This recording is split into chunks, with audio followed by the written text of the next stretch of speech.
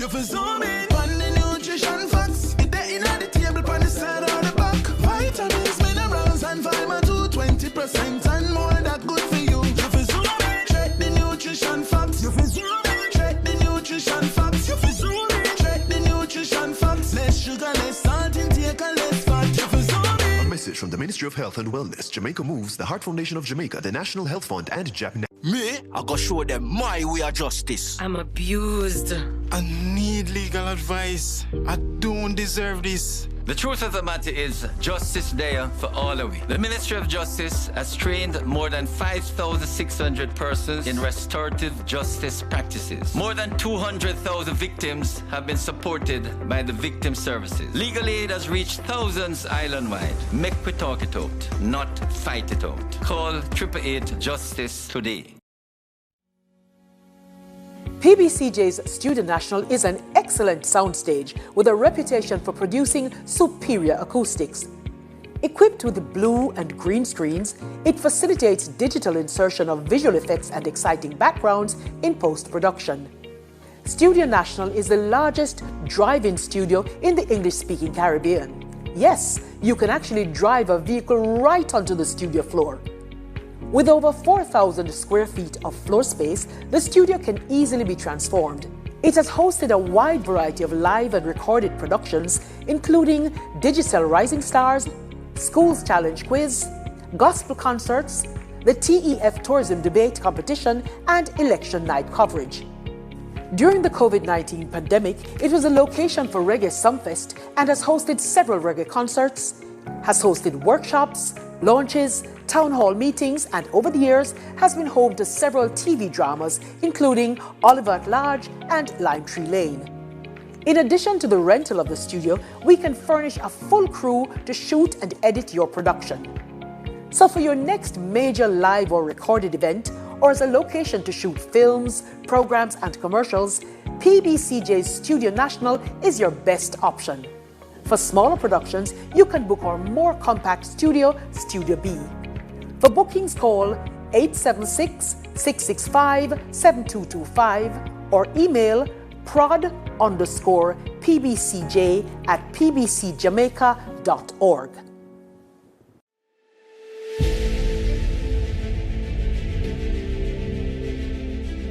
Are you an entrepreneur producing an excellent Jamaican product or service?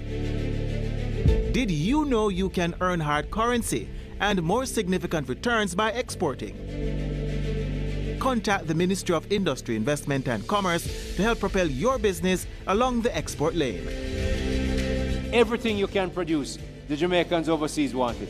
We're not going to get rich by just bringing down the debt. We're going to get rich by exporting a lot more. So grow exports, create job opportunities, drive economic growth through exports to make Jamaica a richer and much more prosperous country.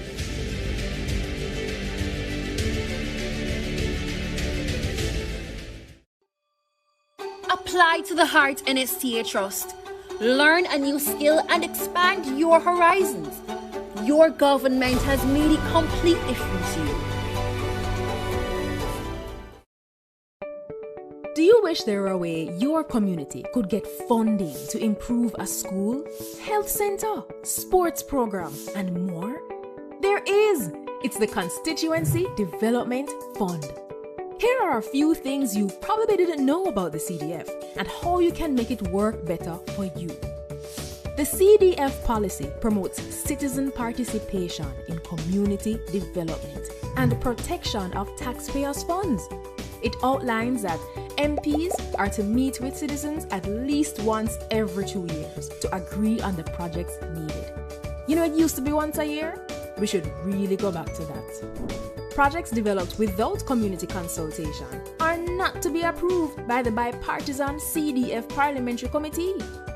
There are 26 government agencies that implement projects, usually for a small fee. Funds are provided directly from the Office of the Prime Minister to the implementing agency, not through the Member of Parliament. The CDF unit monitors project costs and implementation, so if you have questions about how the CDF are run in your community, contact them. To ensure no one project or community gets all the funds, there are 6 project categories with spending limits for each. There must be no less than 5 and no more than 20 projects each year. To learn more, visit jampja.org to view your MP's CDF info and tell them how this fund has impacted you. If you don't see your MP's CDF reports, then put them under little pressure, man. Call, tweet, email. Ask them when they'll submit it and when is the next CDF meeting. Change is possible. It's already happening. What we need is you.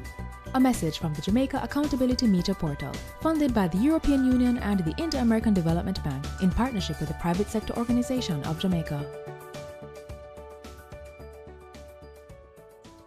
Cook it up and make we steam it. Fresh so me need it, tilapia a real fish. Cook it up and make we roast it. Farm fresh so me need it, tilapia a real fish. Grow smart at the best part. Food for thought so me have to eat smart. Easy catch, fully net. A tilapia so you don't know what's next. Cook it up and make we fry it. Fresh so me need it, tilapia a real fish. Bring home the best in freshwater fish. High content of vitamin B3, protein and potassium. Tilapia, simple, healthy, delicious. Do your part to prevent mosquito breeding. Mosquitoes will breed in any container that holds water. Tightly cover water storage containers such as drums, barrels, buckets and tanks. If this cannot be done, pour cooking oil on the water surface. Punch holes in all tins, plastics and beverage boxes to prevent the collection of water before disposal. Cover all tires or fill with dirt to prevent water collection. Scrub all vases once per week to remove mosquito eggs. Use mosquito repellents to protect yourself from mosquito bites. Dispose of garbage properly by placing in plastic bags and securing properly to prevent water collection. A message from the Ministry of Health and Wellness. Na, na, na, na, na. We want a piece for Jamaica. Yeah, yeah. We have to be our brother's keeper. Yeah, yeah. Jamaica live good, yeah. I make we enjoy life. Want we feel safe at night. Jamaica live good. I better you and I. No say we future bright. Jamaica live good. Come together as one. I make the violence the world. BGLC, the regulatory body. We regulate, you play without worry. We regulate, you play. BGLC, fair play when you play. For the fun of the game, you know where they are. BGLC, keep it fair for the player. You play the game and we are the rules that keep everything fair so the game play better. The Betting, Gaming and Lotteries Commission. We ensure fairness, integrity and responsible gaming practices. Keep the game fair and fun for everyone. We regulate, you play.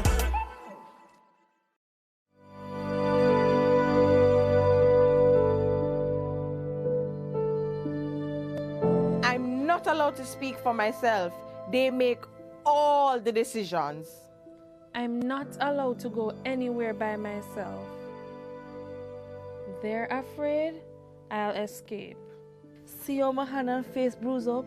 Them beat me because me say me tired. I'm only 13, but they said if I work harder, they will allow me to go home. Me no have no birth paper, no ID. Them take all of my documents, them. Victims of human trafficking are all around us and they need our help. Forced labor is one of the many forms of human trafficking. If you see something, say something. Report suspected cases of human trafficking. Call the nearest police station, 119 or 888, protect. Most Jamaicans will tell you corruption in politics is deep-rooted, and I just saw it set, and nothing can do about that. But actually, there is, and another 152 countries are doing it. It's called asset declaration, and it works best where citizens themselves understand it and help to ensure the law is enforced. Corruption happens when public officials abuse their power to benefit themselves, family, or associates. Jamaica's Integrity Commission Act was designed to prevent corruption, and here are 5 things you should know. 1. Under this law, every year MPs and senators must report what they earn, own, and owe, and if they don't, they'll be sanctioned. 2. Their report must include the same kind of information for their wife or husband and children. 3. If they get a gift worth more than $100,000 from anyone who's not family, they must declare it. 4. A summary of the declarations of our Prime Minister and opposition leader must be published where the public can read it. 5. Parliamentarians can now be prosecuted by the Integrity Commission. They can be fined up to $2 million or serve up to 2 years in prison if they don't file their declaration or if they give false information, and $500,000 for not filing on time or ignoring requests for information. Unfortunately, our parliamentarians made changes that prevent the public from knowing when they've broken the law or when they're being investigated. We really need to change that. Visit jampja.org to find out more about the act and to track if your MP is obeying this law. If they're not, JAMP's MP Tracker will help you write, tweet, or call your MP. Ask them, you submit your declaration yet? The Integrity Commission clear you? Let's help the Parliament stay honest. A message from the Jamaica Accountability Meter Portal, funded by the European Union.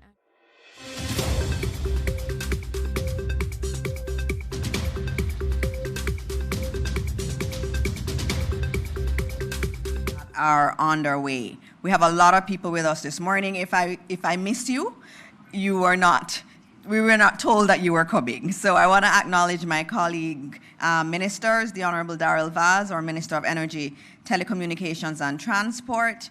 On way is the Honorable Christopher Tufton, Minister of Health and Wellness. We also have, I think I saw in the room, Minister Pernell Charles Jr., Senator the Honorable Keith Duncan. We also have with us 2 PSs, Ambassador Rocky Mead and also Dr. Kassan Troop. We have the Chief of Defense Staff with us, Rear Admiral Antoinette Weems-Gorman, which we're very happy to have with us this morning. We also have Commander Alvin Gale, Director General, the Office of Disaster Preparedness and Emergency Management.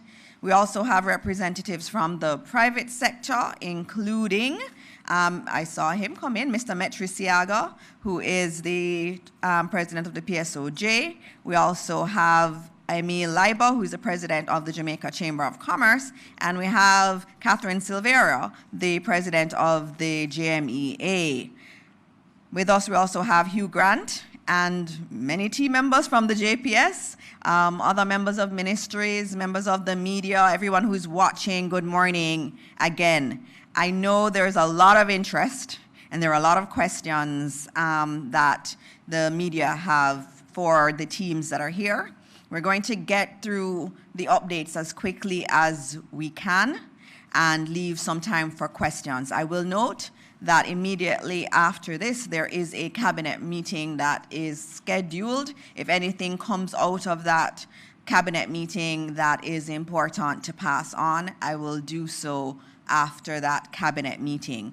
But we have to keep it tight because of cabinet. I just needed to note one thing before we start in relation to relief efforts and coordination, and you're going to hear some more of it in some of the updates. But a key update for you is that UN Ops has been, based on our request, on the request of the government of Jamaica, UN Ops is here, and UN Ops is going to be assisting us in coordinating the relief efforts that are afoot. Now that's very important. They have a lot of experience in terms of coordination. And as you would see in Jamaica, I know when I went to the airport, Minister Vaz has facilitated a lot of flights. Minister Vaz, you can tell us how many flights you facilitated. But there's a lot of goods and equipment coming into the country and going to many different donor agencies. There are so many donor agencies that are operating in Jamaica. And the key thing is we want to have everything joined up and coordinated.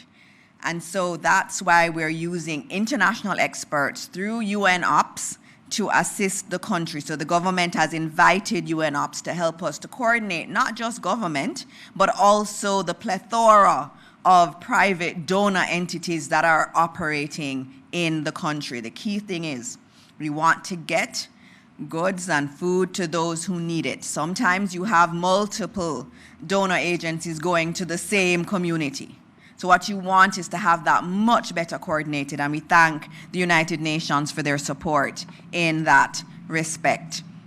In terms of ODPEM, the Prime Minister would have announced the movement of ODPEM to OPM. That's a signal of how important disaster risk management and response is to the administration, and so that move has been made.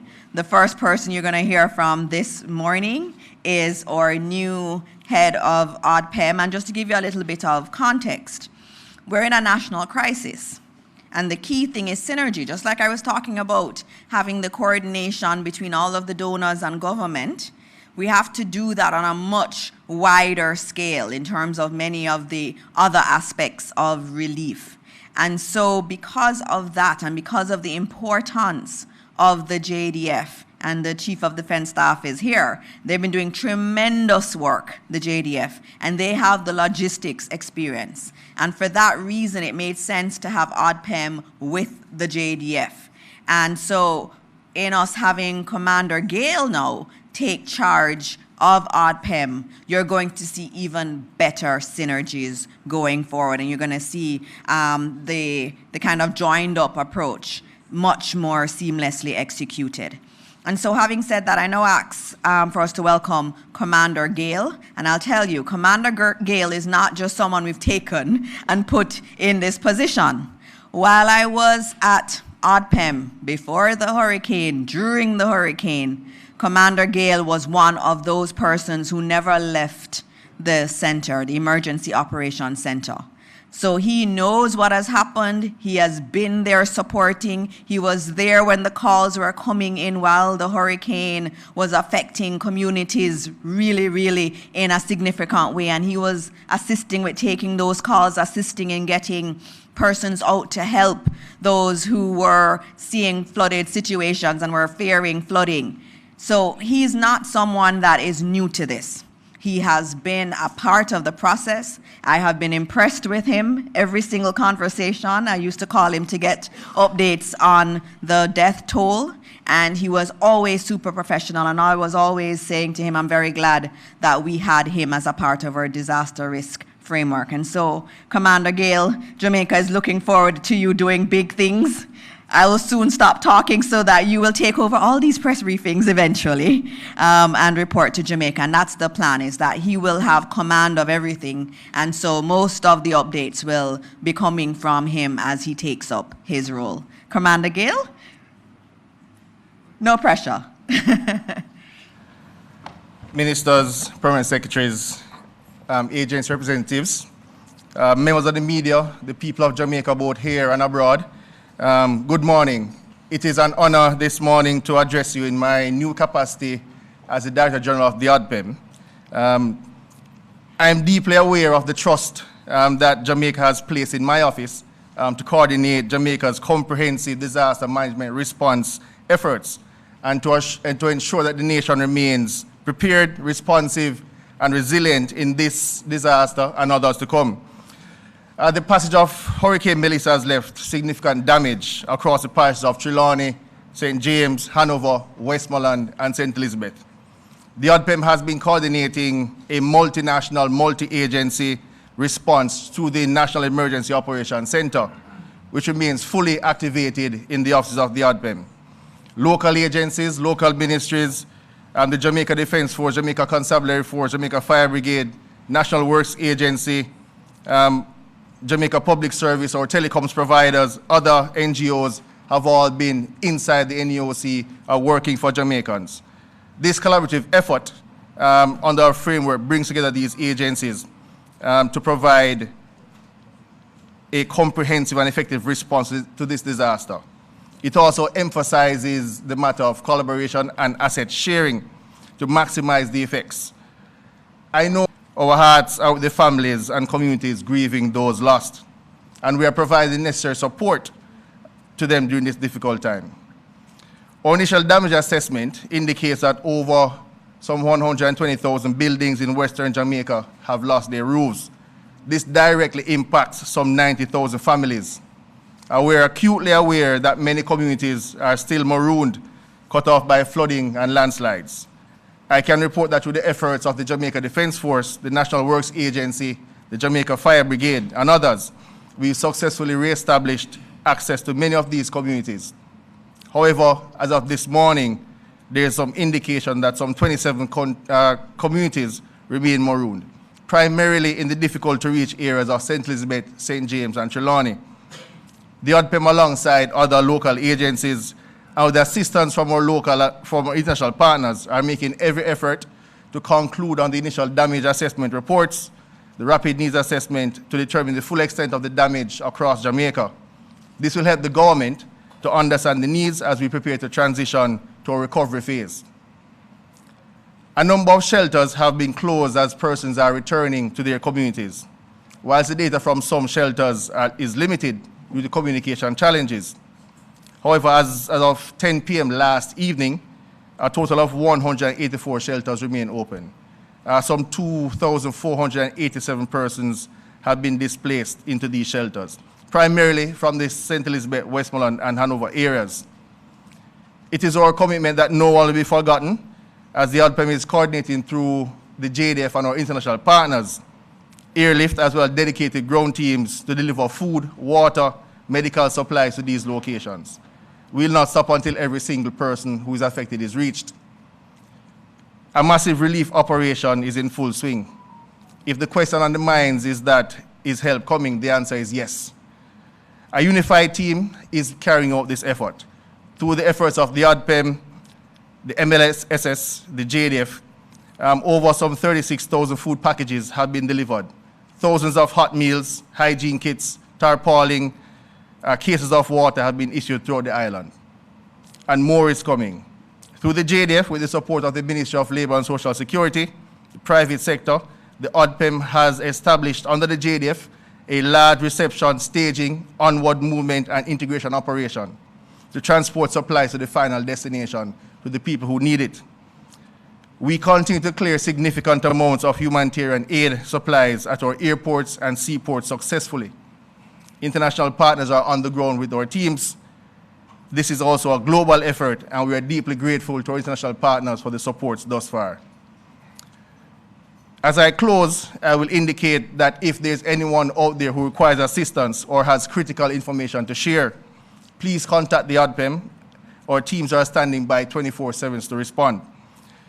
The ODPEM's National Emergency Operations Center, contact number 876-906-7668, 876-967-1105.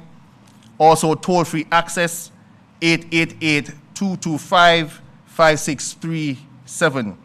You can also email the ODPEM at neoc@odpem.org.jm. You can also follow us on all our social media pages. In closing, I want to reiterate that the ODPEM is running a 24-hour operation. Every agency of government is in lockstep.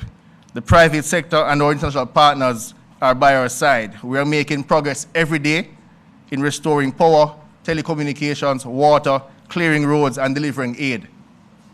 As the Director General, my message to you is this: we understand that these have been some challenging times, and we acknowledge the challenges faced. Please know that the ODPEM's response is one that is committed, coordinated, and determined. We are fully engaged in a comprehensive multi-agency effort across the island to provide effective relief and restore services whilst prioritizing the country's needs. We will persist until every Jamaican is met. Thank you, and may God bless Jamaica.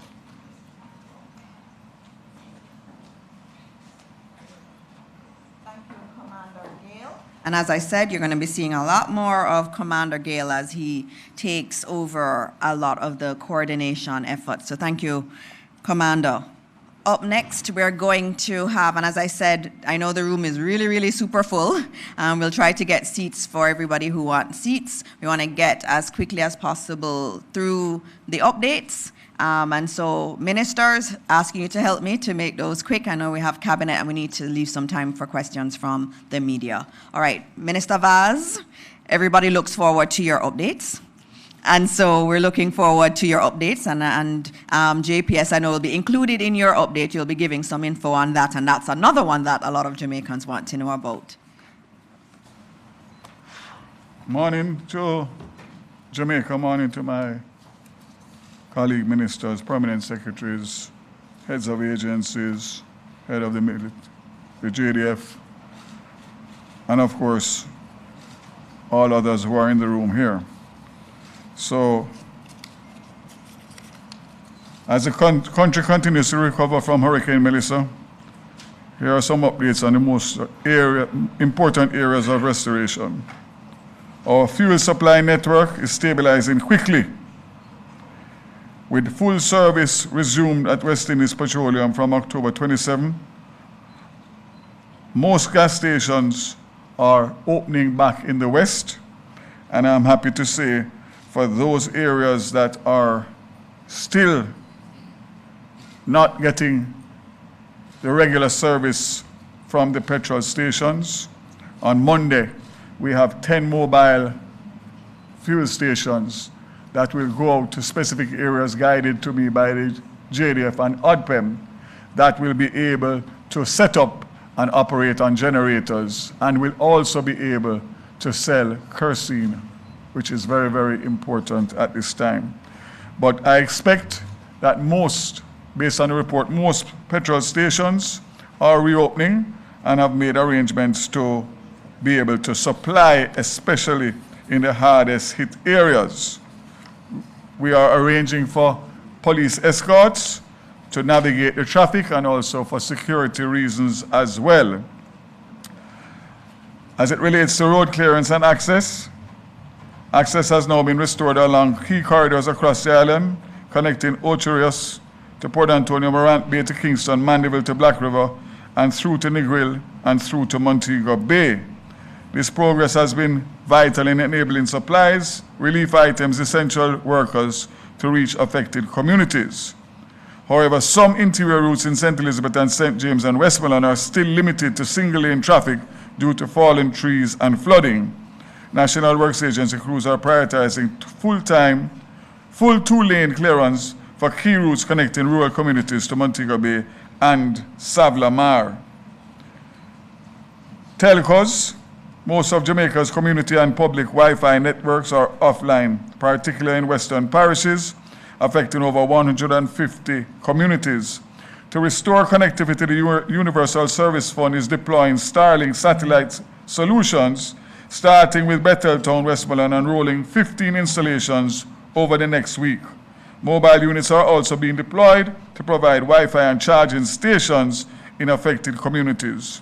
Over the next 6 weeks, USF aims to deliver at least 90 community connectivity solutions in the affected areas, meaning people will be able to stay in their communities and communicate. Starting today, the JDF is airlifting Starlink units and generators into isolated communities to establish community Wi-Fi hubs and support humanitarian operations. Starlink is being used to restore mobile backhaul for 4 and digital towers in the West, helping to connect 250,000 people in the affected areas. In addition, hospitals and emergency services are now using Starlink to stay connected, request supplies, and coordinate relief and more. We got 600 Starlink, 400 fixed, and 200 mobiles last week, Friday night. And I'm pleased to say that all have been given out in priority order for the affected areas. Sorry. Some would want 20, but we could only give them 10. But we're making sure that the next batch we will give optimum to all of the relief agencies that require. I'm making a public appeal to those government entities, agencies, NGOs that are being allocated these. They're of no use unless they are activated. If they are not activated, they are of no use. And I cannot get more if Starlink sees that there's no activity on the 600. As of yesterday, there was about 30%. So I'm calling on all heads of agencies, permanent secretaries, ministers, NGOs who have received these to please instruct for immediate installation and activation. As of Thursday, November 6, Flow has restored 80% of pre-hurricane mobile traffic, with priority given to the hardest hit areas and key towns, including Negril, Savlamar, Falmouth, Black River. Efforts are now focused on restoring mobile services in other less affected areas. For fixed internet, 42% of Flow customers are now online, with another 23% able to connect once power is restored. Kingston and St. Andrew has 83% of customers that can already access internet. That's important, Jamaica, because we are the epicenter in Kingston for government and for all sorts of relief. So having full service in Kingston and St. Andrew is very, very useful. Electricity, Mr. Hugh Grant is here. I prefer Jamaica to hear directly from them, as I had committed before. And just to say that I got a brief this morning, which I know he will mention, in relation to the assets that he's having difficulties in getting to Jamaica. I'm sure by now he'd have gotten some calls, and we will get it done. We will get that. You have the assets ready, and we will get a ship, wherever it is, to bring them in the shortest possible time. Transportation, JUTC continues to assist for disaster relief supplies and also for personnel, both government-related and those NGOs who are requesting transportation. We are doing so free of cost. This is the big one now. Airports and ports. At Sangster International Airport, as of November 5th, 2025, 49 flights were staged, including 22 passenger and 27 cargo. For November 6 today, 31 flights are scheduled, all passenger and cargo operations. And at Norman Manley International Airport, as you know, operations have resumed, and on November 5th, 48 flights operated, including passenger, cargo, and military and private flights, with 42 flights scheduled for November 6. Importantly, no scheduled flights have been cancelled at both airports in recent times. The Port of Kingston has fully reopened. Kingston Wharves provided 10,000 square foot of warehouse for the JDF for humanitarian aid, and of course, free port services for relief vessels and discounted handling for relief cargo to speed up deliveries to the west. All major harbors across Jamaica have now been safely reopened, with Kingston Harbour was the first to resume operations on October 29th, followed by Montego Bay, Portland Bight, Rocky Point on October 31st, Rio Bueno and Discovery Bay on November 1st, while Ocho Rios, Falmouth and Port Antonio resumed on November 3rd. The toll remains open, and that is a situation that I have evaluated very carefully. The Fern Gully, which is the only other access outside of the junction St. Mary, which is not an option, is still single-lane traffic and has severe flooding issues. Therefore, it is important that the aid that's going to St. Anne, Trelawney, Montego Bay, Hanover, have access to a good road network. I will announce in due course when the toll will be reinstated. As for East-West, which is going towards Manchester, down into St. Elizabeth, down into Westmoreland, that is where a lot of the relief operations are taking place by road, and therefore it is the position of the government that we must facilitate that to be able to get quick and speedy recovery.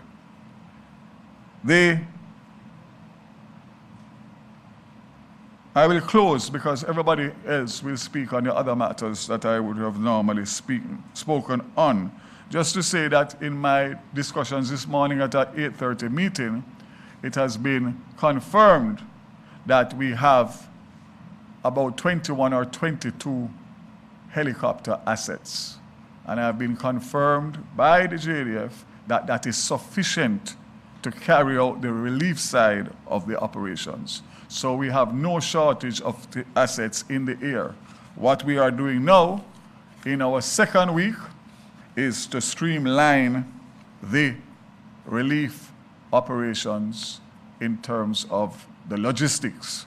And we had an excellent meeting this morning that will continue. Private sector is working tirelessly with the government, international agencies. I'm sure that you will hear from ODPEM, obviously, on some changes that have been made, not only in management, but in also systems and structures. And to say that I'm very happy to see former UK High Commissioner Asif Ahmad here, who has come this morning in his Jamaica tie to help and work with the private sector and ODPEM to give us some of his well-needed experience. Congratulations on the appointment, sir, and I look forward to working closely with you in the days, weeks, and years, months, and years to come to rebuild Jamaica bigger and better. God bless Jamaica. Thank you, Minister. Is it a long update? Okay, I will time you. Mr. Grant, 3 minutes. Everybody wants to know when they are going to get back electricity. And I know this is earlier. In the last press briefing, we said he'd come back in 1 week time, but Minister Vaz has invited him earlier. Okay, thanks. I'll be very, very, very brief. Good morning to all ministers present, partners, members of the media, and to you, Jamaica. I had some images I wanted to show of the damage. Is it able to get that up? But we'll just keep moving in the interest of time. So we have been making significant progress in regards to our overall restoration. Right after the passage of Hurricane Melissa, we had in the order of 23% of customers in. To date, we have over 55% of customers in service. That's over 380,000 customers. We have been prioritizing our restoration around key areas, particularly areas that have critical customers, and that has been a coordinated effort with key partners.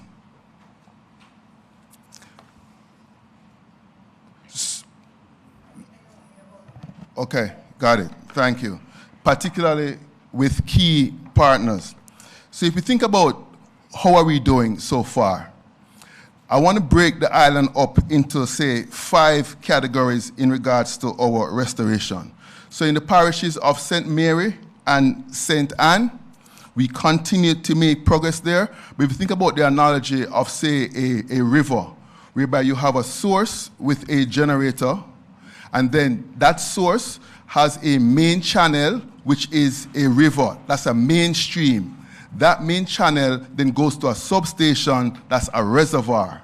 That reservoir then goes ahead and feeds streams and creeks. Those are the distribution lines that you see on the road, and then those streams and creeks then goes ahead and feed your home. What happened as a result of Beryl is that that main river, of Melissa, that main river ran dry, whereby significant damage on that infrastructure. So as a result, we're focusing our efforts on restoring that particular main river. So if you look here at some of the damages that you may see, this is what it looks like in terms of the damage across the island. Significant damage. During Beryl, we did not see this type of extensive damage. So we focused on establishing, during Beryl, we did not see that extensive damage. So during now, with Melissa, we focused on restoring that main river. And we have been making progress. At the start, we had over 75% of that main river dry. Right now, we have more than 25% restored, so less than 50% is dry. But we got to get that river up in order to supply many of the key areas. So where is it that we have that main river dry? It's dry in areas out in the western part of the island. So you think about Hanover, St. James, also the midsection, St. Elizabeth. Those areas, the river is dry. So we're focused on that. But I have good news for you. We were able to start one of our engines, generators in that western area. That's up and running and prepared to start supplying a source once we're able to establish that main river, which is good news. So we continue to make progress there. So as we think about, this clicker is not working or responding. Okay, here we go. That's the Bogue power plant that you see there that's up and running out west. It's a bit slow, but as we move through the various groups, right? So St. Mary and St. Anne, we're making good progress there. Assessment is going well. Critical facilities, we have our eyes on Port Maria Hospital, St. Anne's Hospital, and town centers, and we will get to you. As we move on from St. Anne, we're now in the areas of Portland, Clarendon, and Manchester. The good news is we have restored more than 60% of Portland, more than 65% of Clarendon, more than 40% of Manchester. We continue to assess, and we're moving forward in those areas whereby in a matter of weeks, we're looking to have greater restoration in those particular areas.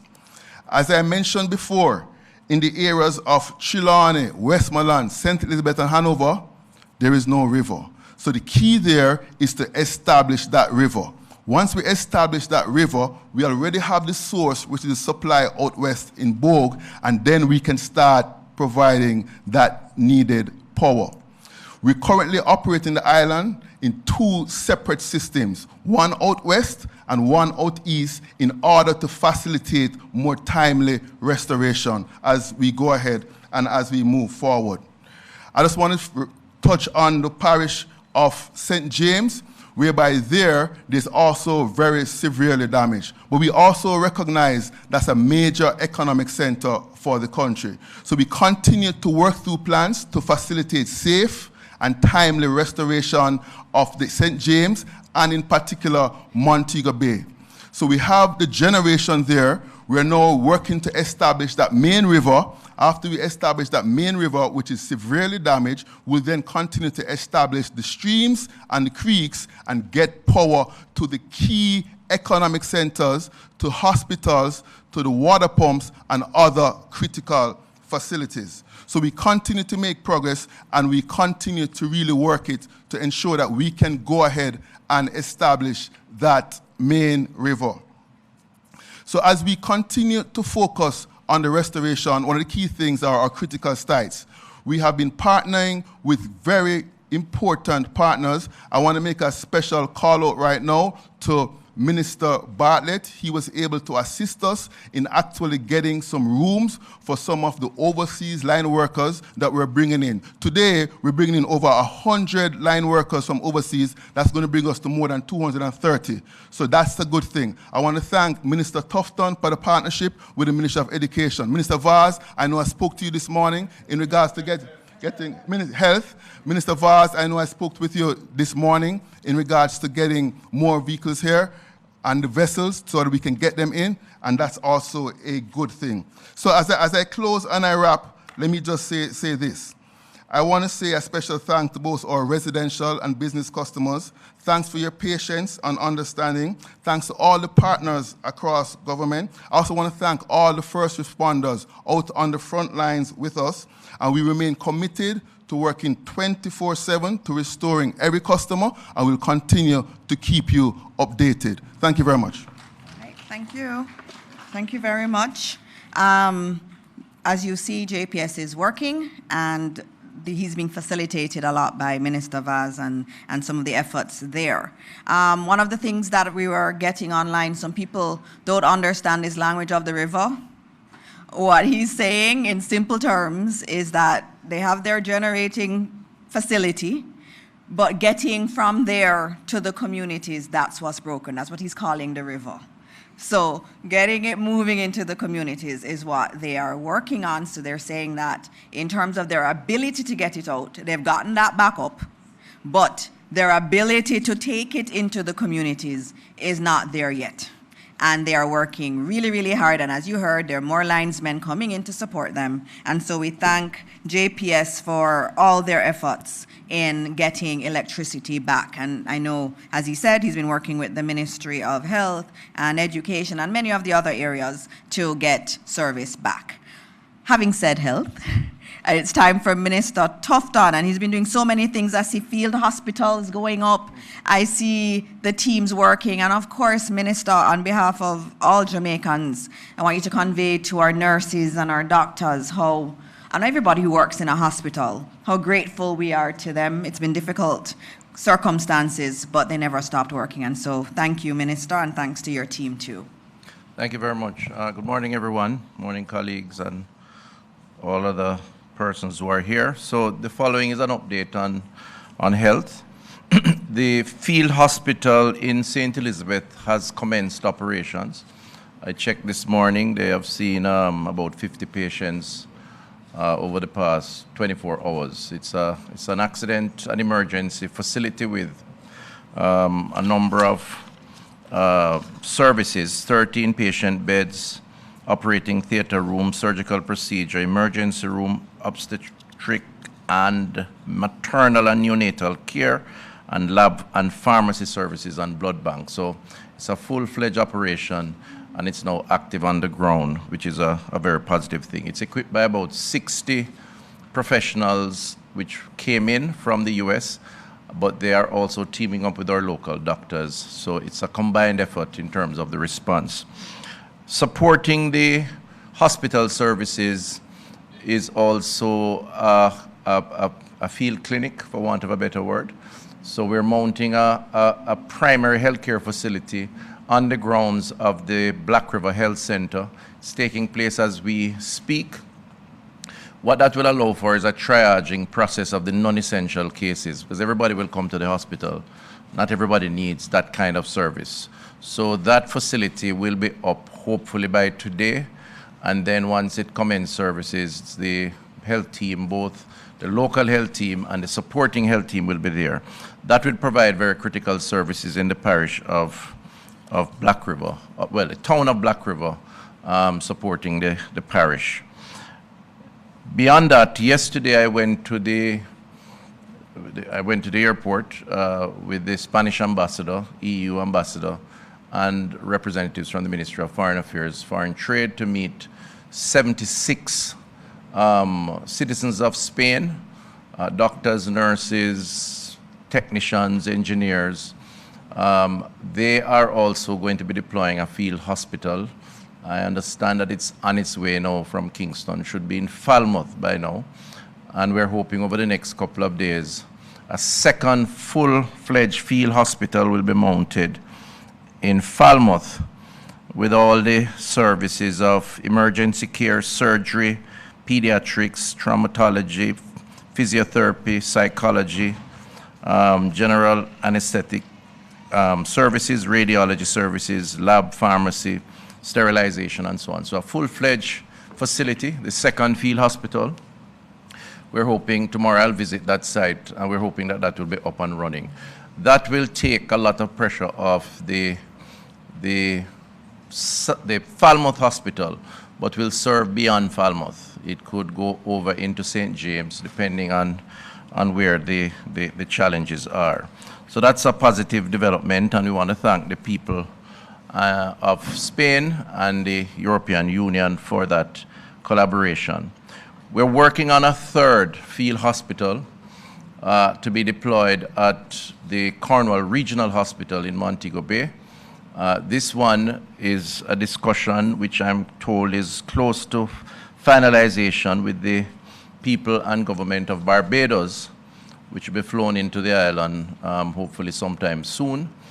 That will also come with all the things that I've just described for the previous ones, and that will provide critical support for the Cornwall Regional operation and the people in St. James. And I will provide more details on that once we get those details. The Sablamar Hospital is continuing its emergency support services. We have one post that is mounted there by a medical team, a NGO. They have gotten their certification and they will start operating this morning. And again, they will provide critical support for triaging of patients who don't require emergency care. We're looking at the possibility of expanding the services at the Sablamar Hospital. Some discussions are taking place, but too early to make any definitive statement. As far as White House in Westmoreland is concerned, the eastern side of the parish, which was ravaged by the hurricane, we are working with Samaritan's Purse to locate a tier 1, for better understanding, a field health center at that location from where we will operate to go into the hills and give support from that base. We are exploring the possibility of a field hospital between White House and Belmont, and some conversations are taking place with some possible partners to see if that is possible. So it wouldn't be located at a hospital site as the others are being located. It would be a separate, standalone facility because that area was ravaged terribly, and the logistics of movement into Sav or Black River, as the case may be difficult. So we'd like to look at expanding our services there. In terms of pharmacy services, we have begun mobile pharmacy units managed by the National Health Fund, and they have been out. So far the unit, these are multiple mobile units now. They have gone into Black River, Slipe, Grove and Brompton in St. Elizabeth, in St. James. They have visited Maroon Town, Negril and Little London in Westmoreland, and those efforts are continuing. Location for mobile services include Newmarket, Pepper in St. Elizabeth, Darliston in Westmoreland, Ramble in Hanover. And we'll offer pharmacy services at Granville Health Centre in St. James and at the Prattville Health Centre in Manchester. The NHF is now building out its ecosystem.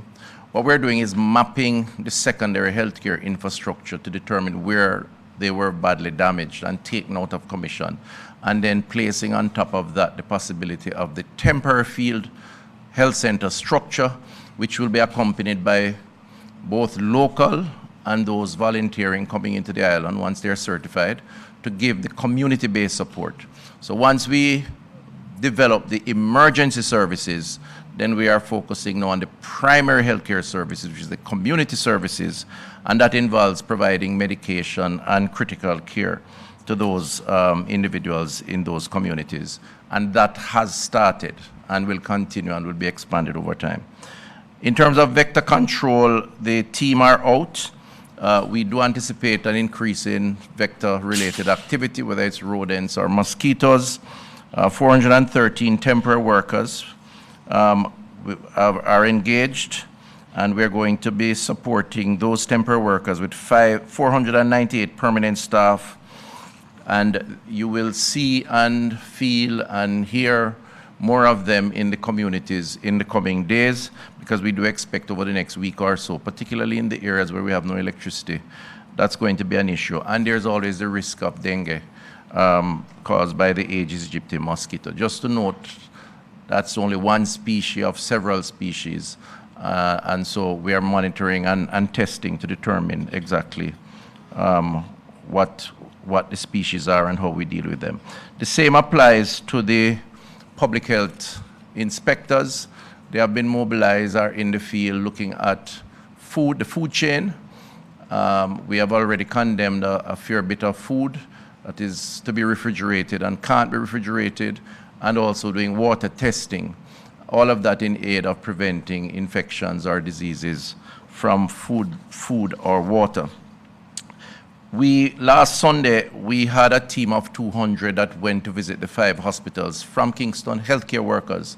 And it was really a good show of solidarity and support for those healthcare workers who have been impacted.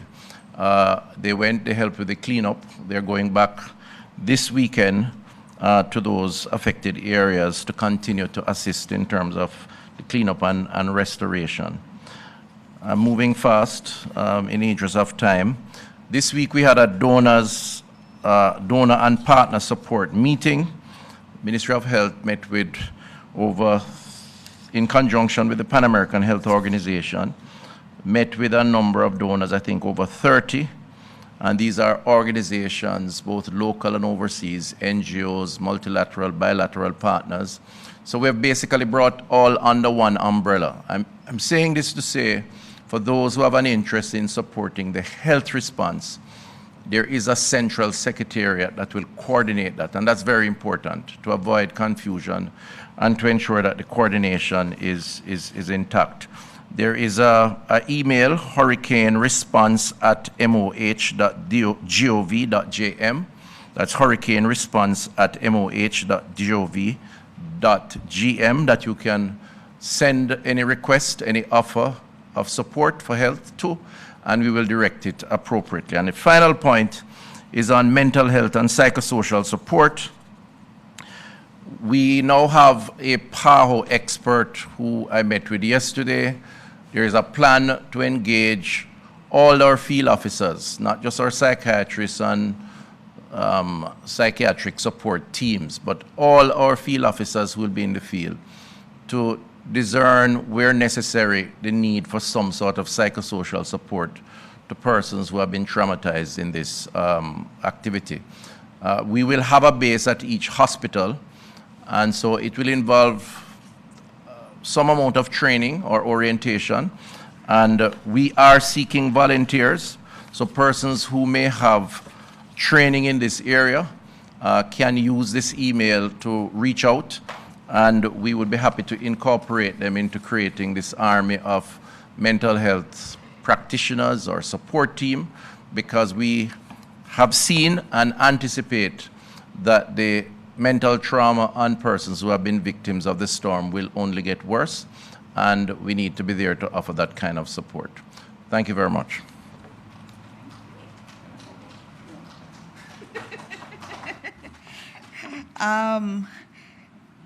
Minister wanted to know if he can go to cabinet now and leave me. No, you're gonna go over with me, but if you have to go, you can go.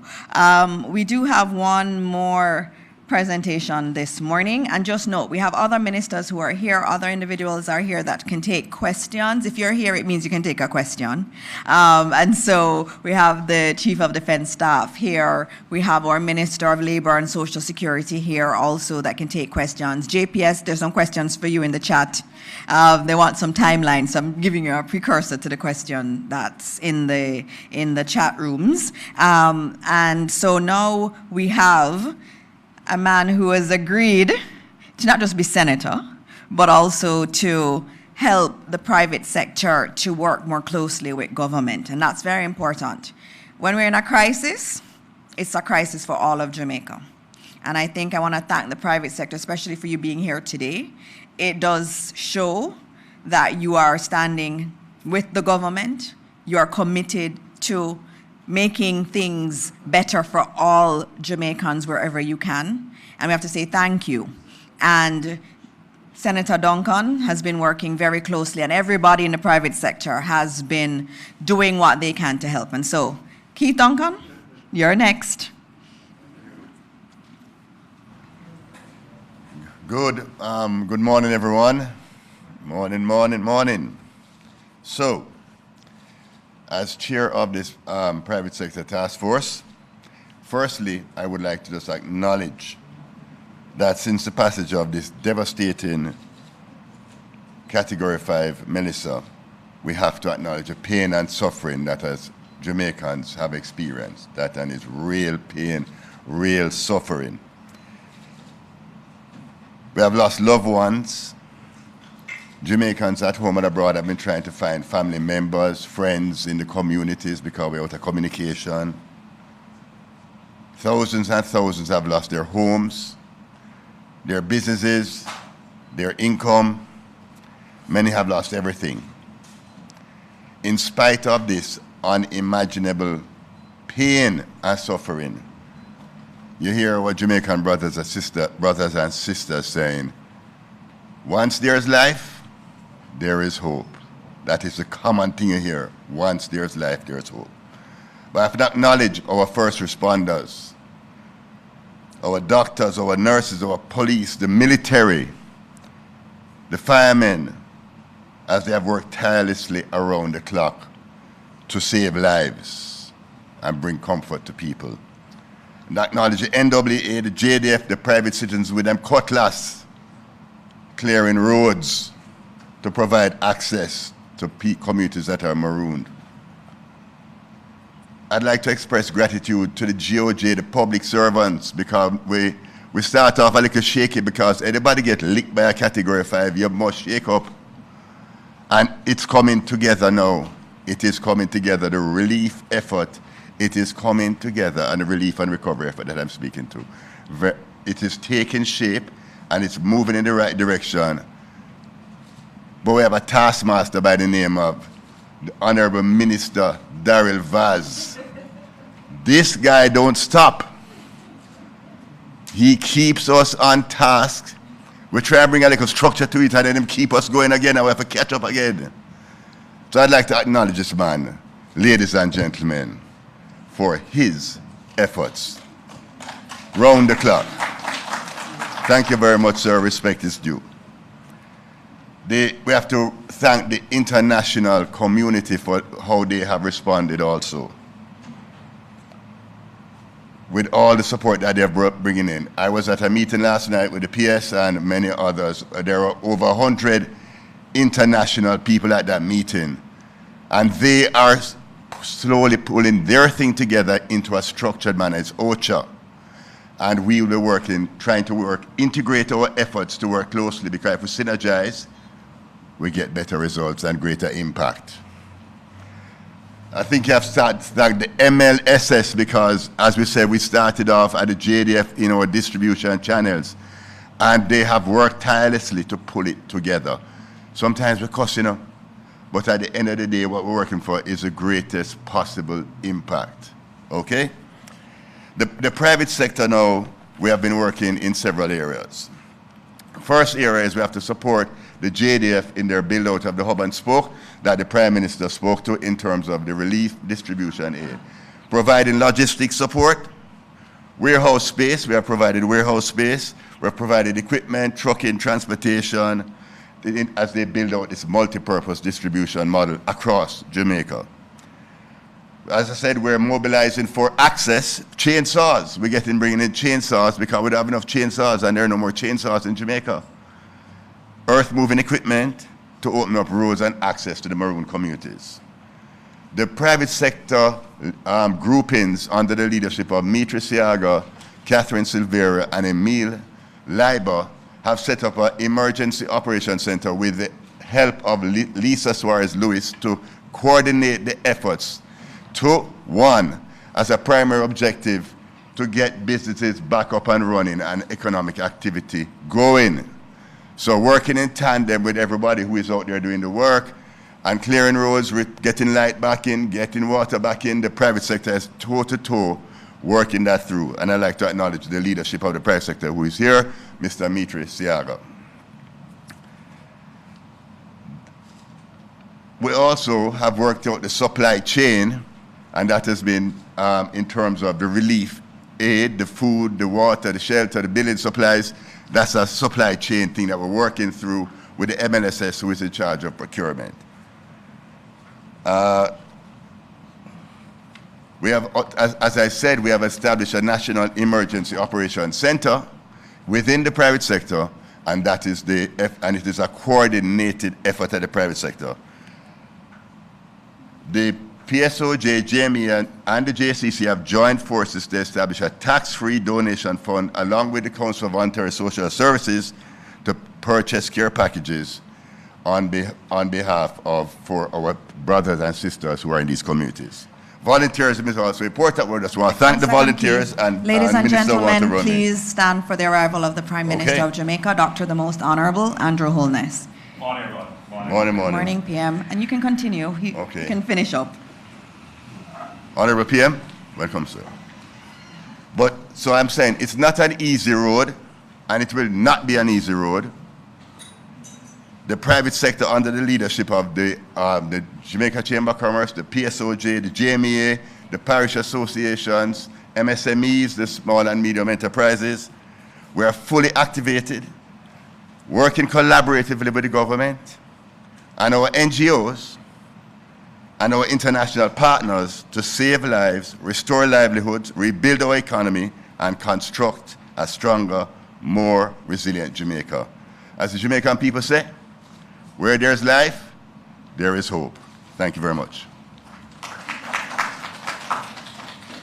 Thank you very much, Keith, and thank you to all of the members of the private sector for your support. It is very much appreciated. As I said, all hands on deck across the country. And now we are going to be hearing from someone who wasn't on the flyer, but who is really leading us all and has been working non-stop to coordinate all of us, especially as cabinet ministers. And so I ask you to welcome our Prime Minister, Dr. the Most Honorable Andrew Holness. Thank you, Minister. Good morning, Jamaica. We are officially out of the preparation phase. We have done well in the preparation phase. But even the best laid plans would be laid to waste in a Category 5 hurricane. It's as if you have gotten a knockout blow and you are trying to reconstitute, get yourself up off the mat to say, what do I do next? And that was kind of like the impact of Hurricane Melissa. So in the initial phases of the relief phase, it was almost as if it were a scramble. What is the relief phase? The relief phase is that period of time when the authorities of the government, the civil society, private sector, and others seek to mobilize relief for those who are most impacted. What is that kind of relief we're talking about? Food, water, medicine, clothing, emergency shelter, and services, medical services, search and rescue, or in most cases now, search and recovery of bodies. Other services as well, psychological and emotional, the mental health services. And in our case, the desperate effort to restore some form of connectivity. Because the loss of connection has also been significant, which adds to the emotional and mental health crisis that we face. Persons trying to get in touch with loved ones, persons feeling disconnected who have, for almost all their lives, relied upon being able to pick up the phone and call a loved one. So in the initial few days, there was a scramble. And that scramble essentially was, my hand is up, I need help, and the system trying to respond to the loudest voices or the most frantic wave of hands. As of today, we are out of that phase. Now, a systematic response will take over in the relief effort. And you would see that the government has made certain actions to ensure that there is a systematic response. Let me say it in another way. I hear the cry of every baby that is now hungry in a community that is not yet reached. It goes to bed with me. And I have to think of it in this way. Do I try myself to jump on a helicopter with a package to reach the baby that is crying? Or do I try to develop a system to get more helicopters in, to get more packages put together, to get more supplies in, to get more support to be able to reach those babies that are crying? While at the same time saying to Keith and Darrell and Minister Tufton, get out there in the scramble. And so that is what you have been seeing. People individually going out there trying to relieve the human suffering. But that is not a sustainable response. The sustainable response is what you would see the government doing now. One, we have to streamline ODPEM, both as the Office of Disaster Preparedness, which that function was done, that phase is over, and now we are in the phase of the emergency management, which is the relief.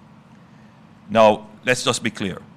The government can't stand up ODPEM with its own parallel structure of having all the people that would be necessary to pack the relief items, to load the trucks, to move the trucks to where they have to be stored, to clear the roads, all those little minor functions that make the big service works, and keep them and pay them throughout the year for every year, even when there is no disaster.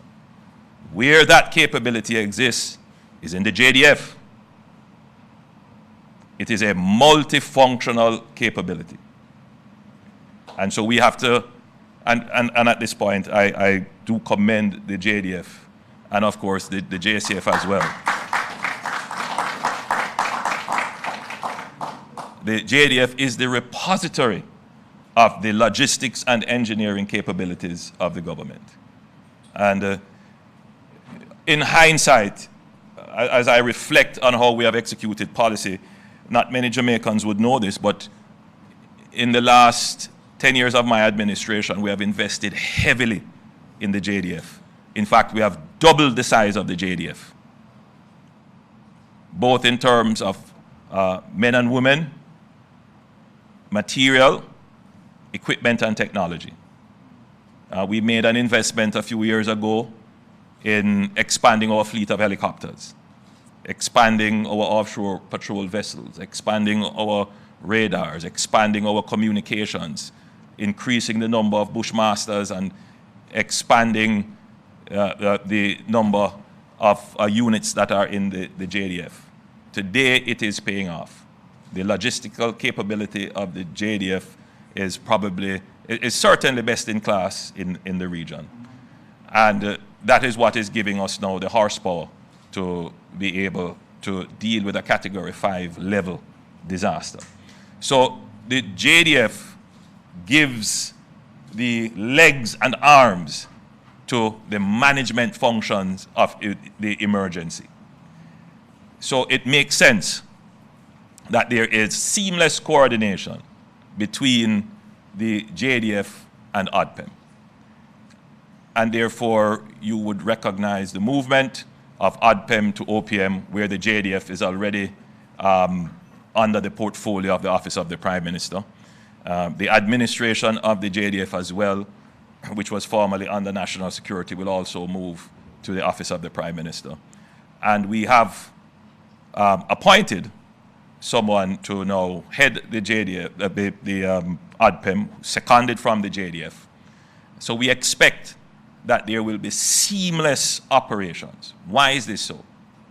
In the relief phase, there may be a sense that we will do this for a few weeks. I want to just bring everybody's mind to the reality that this will be a few months operation. And that the country needs to understand this. We have relief entities here. Some of them are capable of carrying out long-term relief.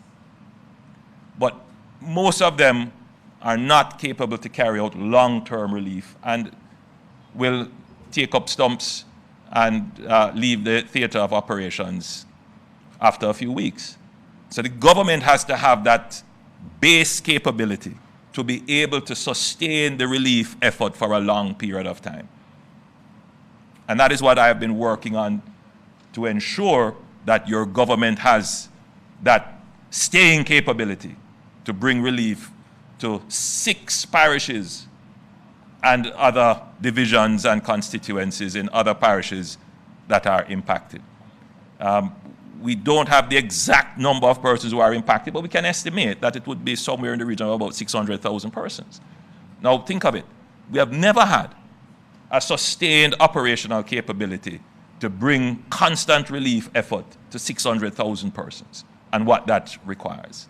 So the planning that has to go into that for the logistics and management takes some time. In our case, only a few days before we can stand it up so that we can reach every crying baby who is hungry. So Commander Gale has been tasked. The CDS already knows what her task is.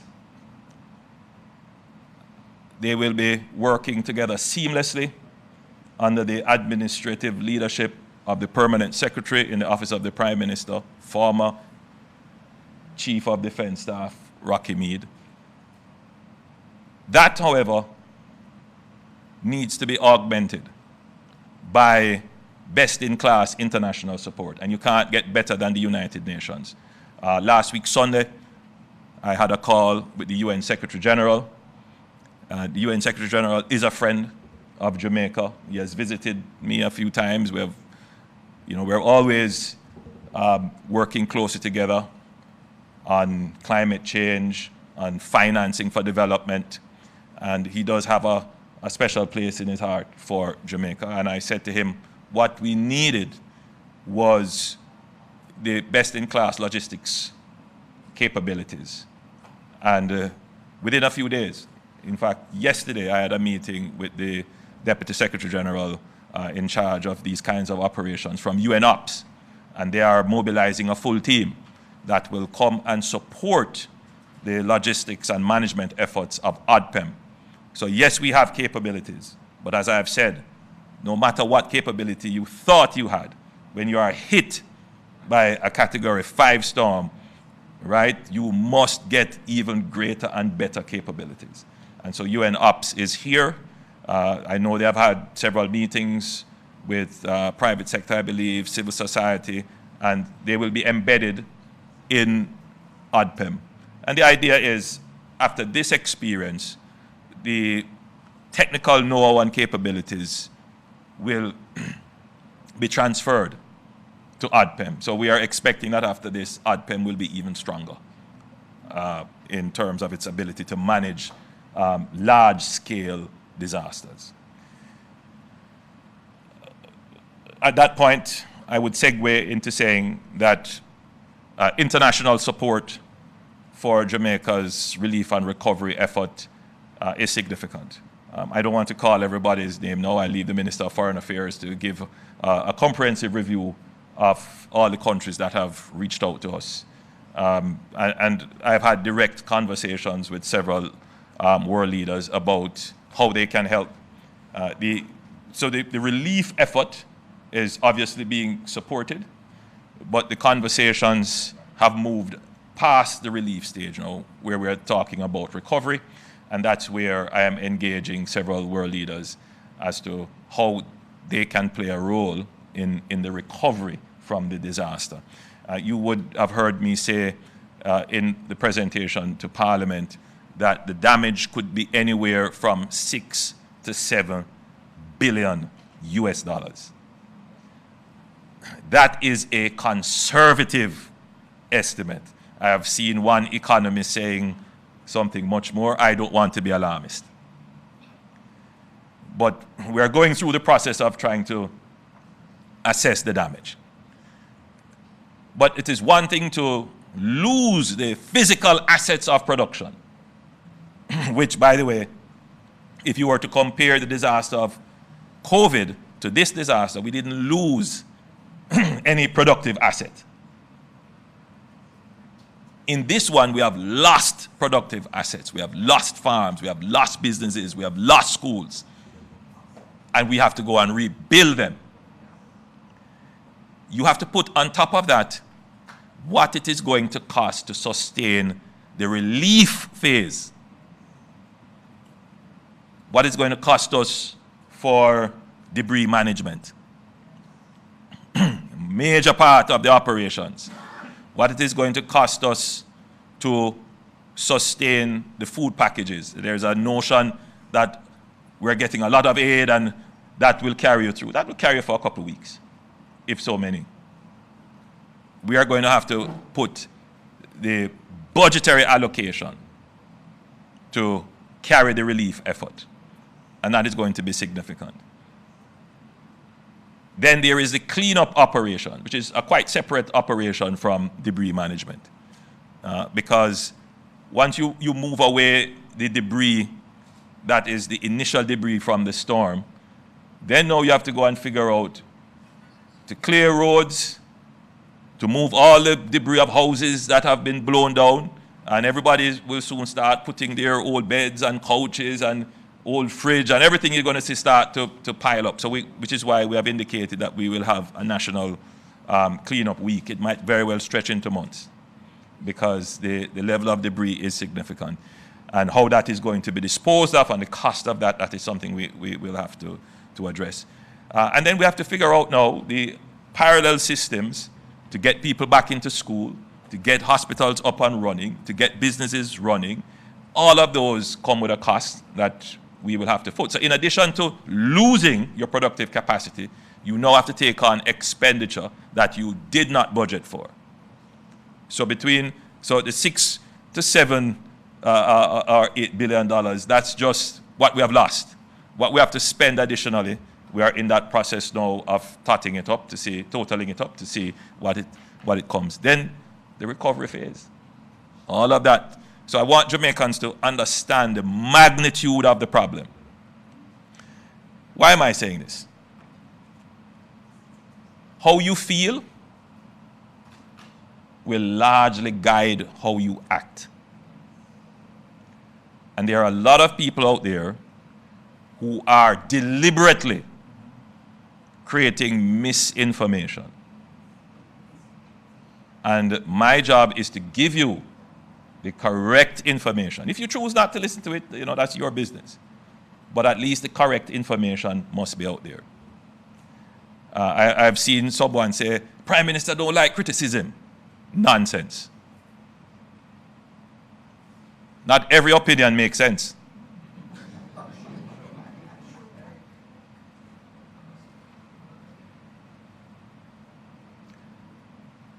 I am not one who fears criticism, but there are people who fear me when I respond to them. Be assured that I will respond to any nonsense that is put out, not to be distracted, the critical ones. Because managing information is also an important part of the disaster management.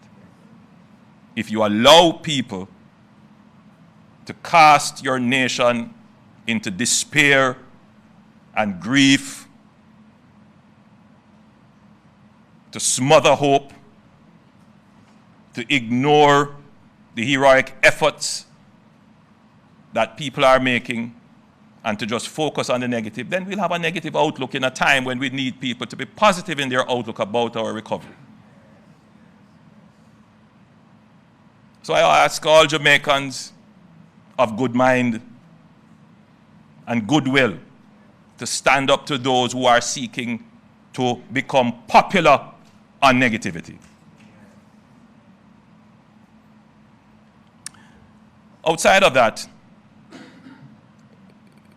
there has to be a critical focus on the re-establishment of normalcy.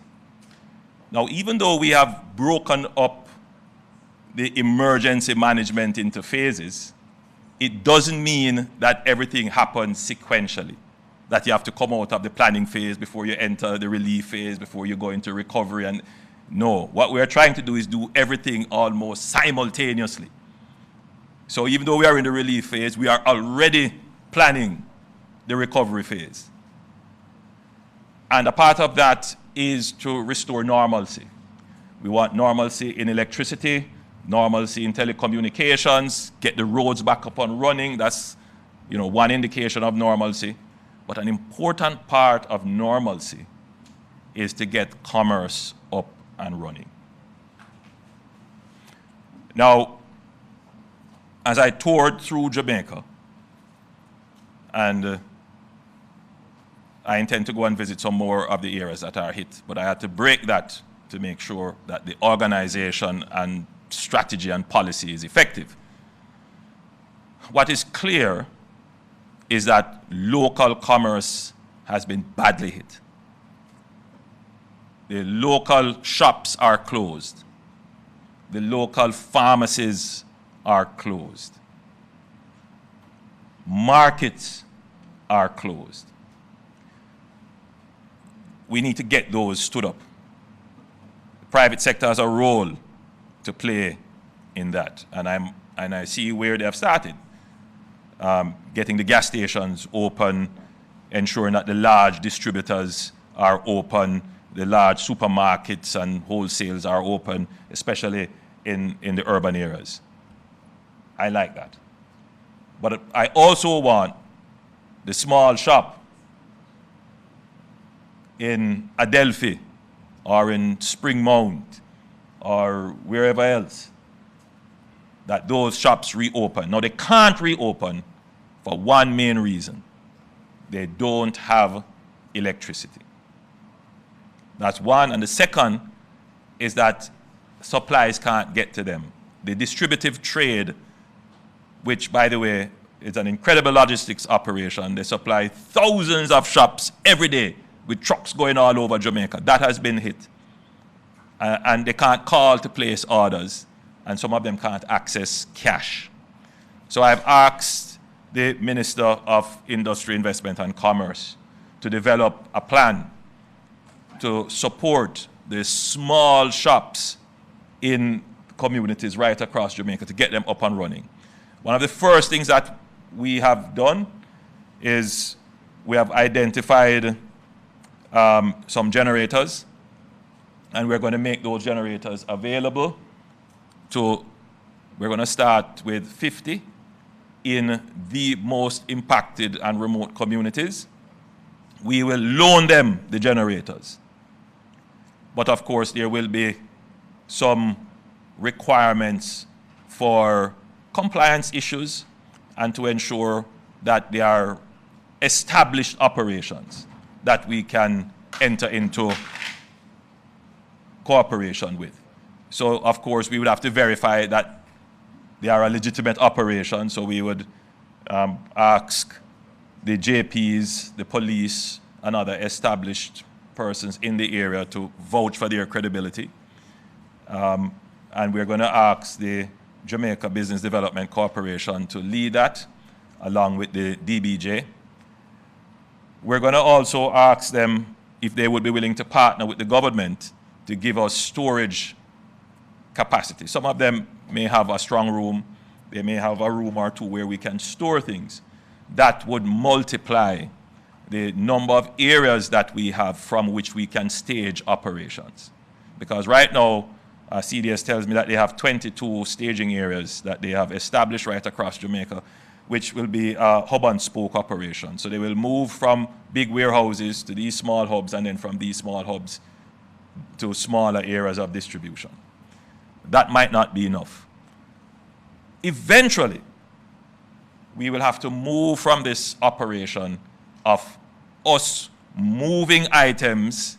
So we move from main warehouse to these spoke and hub operations, and then we distribute.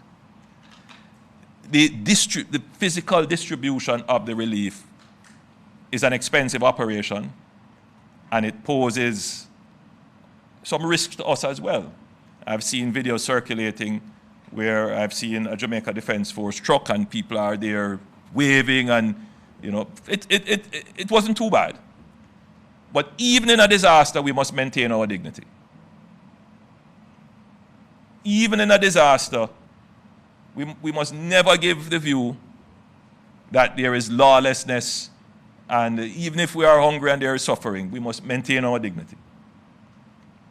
And the way in which the relief operation is done must be done in a way that protects the dignity of the people.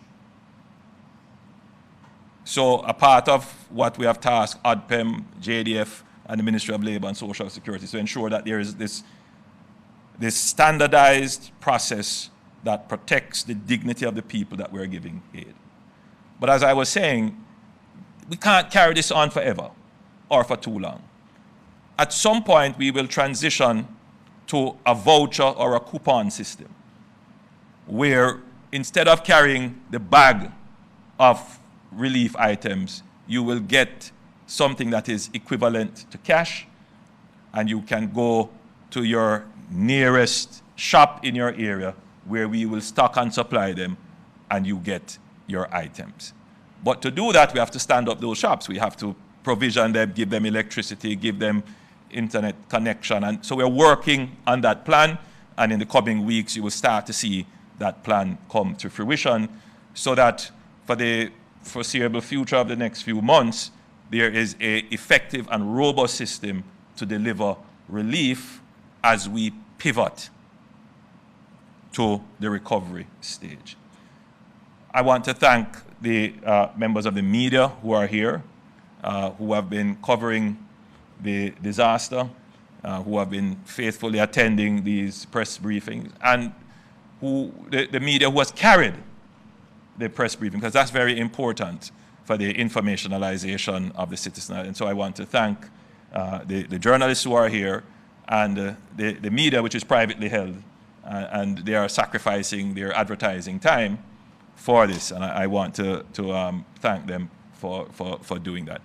So, in summary, there's no question that the initial relief phase started off a bit slowly, but you know, I did some research this morning looking at the initial relief efforts for COVID, not for COVID, COVID was quickly, but for Katrina, for other major storms in the region, and Jamaica has done well. I mean, in 5 to 6 days, what we have stood up is incredible. This is not to say that there isn't human suffering, but please don't mistake me. But if you compare to Puerto Rico, to Antigua, to Dominica, and to the United States, which has had several major, that we have done is incredible. So as of today, the communities that we have not reached yet, the persons who are sending me messages to say, hey, I haven't gotten, the system will now respond and will respond quickly to get into those communities. So at the time of my next update, I should be able to say of the how many ever number of communities affected, this is the percentage that we reach. The target now is to get at least initial welfare and humanitarian response to every single Jamaican who has not yet gotten attention. Thank you for your attention, ladies and gentlemen.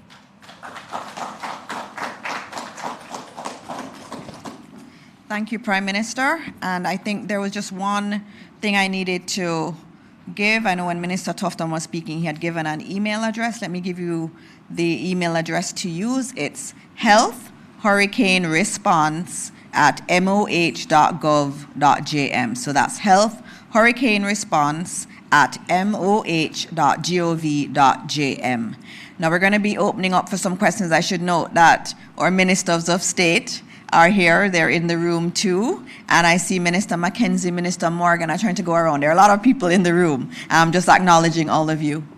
And we have cabinet, so let's go quickly to the questions. Can we have everybody just do one question, please? All right.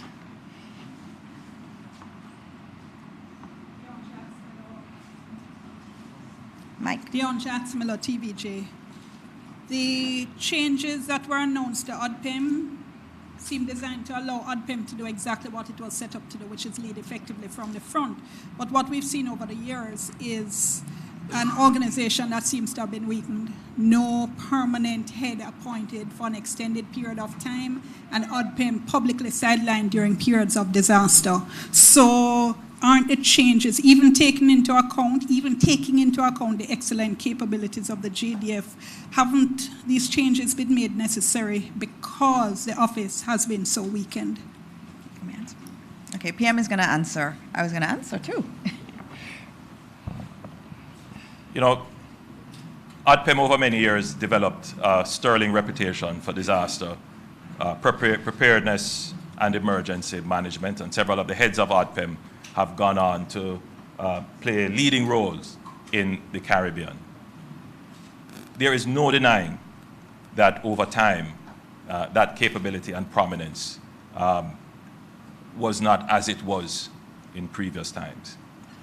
There are several factors that contribute to that.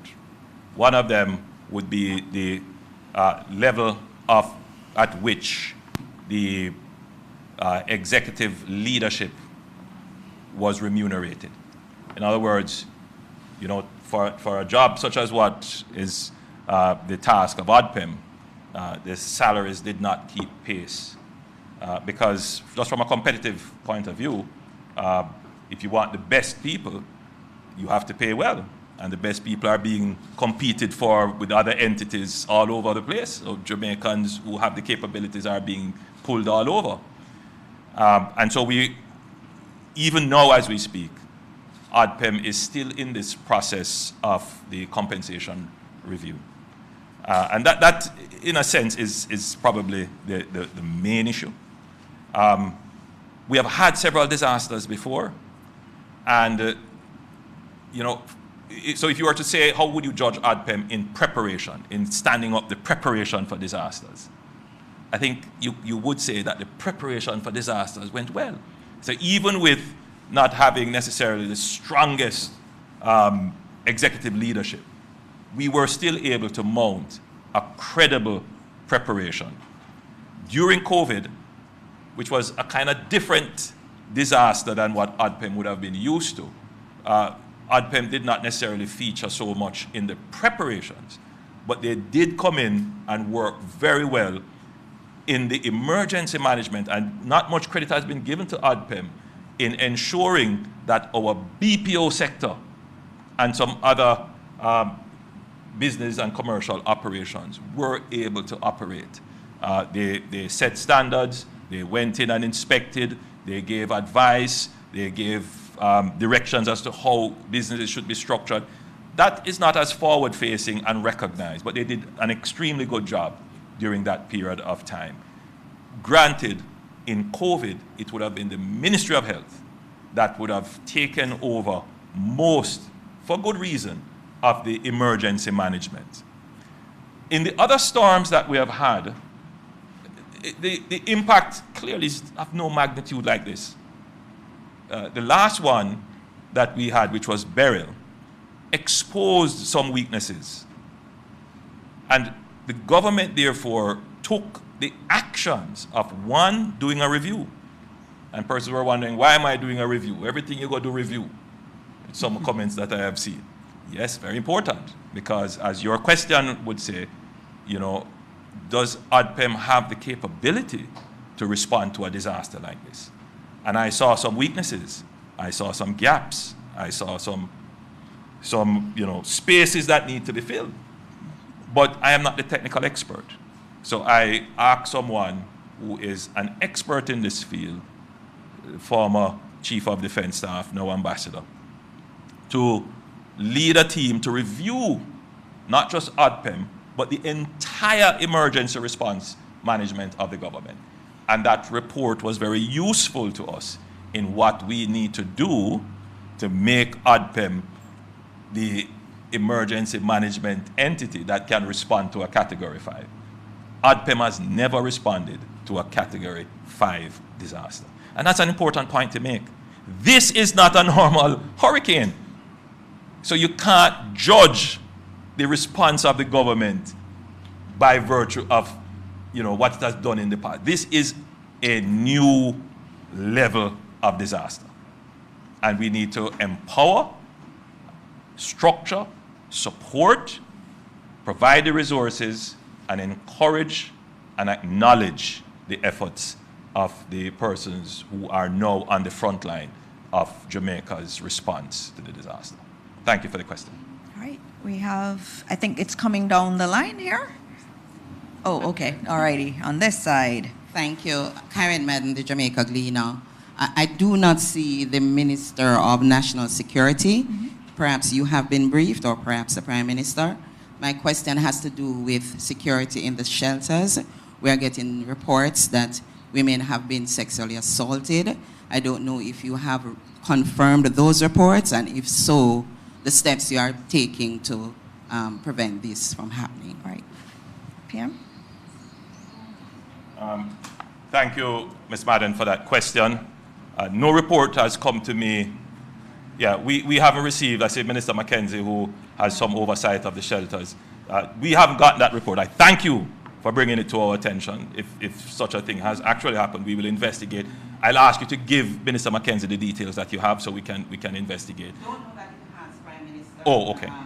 But we have received reports. Yes, and PM So you would have received a report that the number of shelters are reducing daily. Those that exist, so that you have raised it, we're going to Cabinet in a few minutes. I will raise it in the Cabinet with Minister Chang, and we will ensure that there is adequate coverage for them. I just make this appeal to every Jamaican Yes, it's a difficult time. Yes, there is disaster all around. But now is not the time to take advantage of persons weaker than yourself. Now is the time to help and support and to show that you are a real man. Not by holding up people at gunpoint and taking away the relief that they are bringing. Try helping them through the obstacles to deliver the relief. That is how you're going to get respect today. There is no respect that you're going to get from brandishing your gun. And let it be clear, the police have not let up on their operations.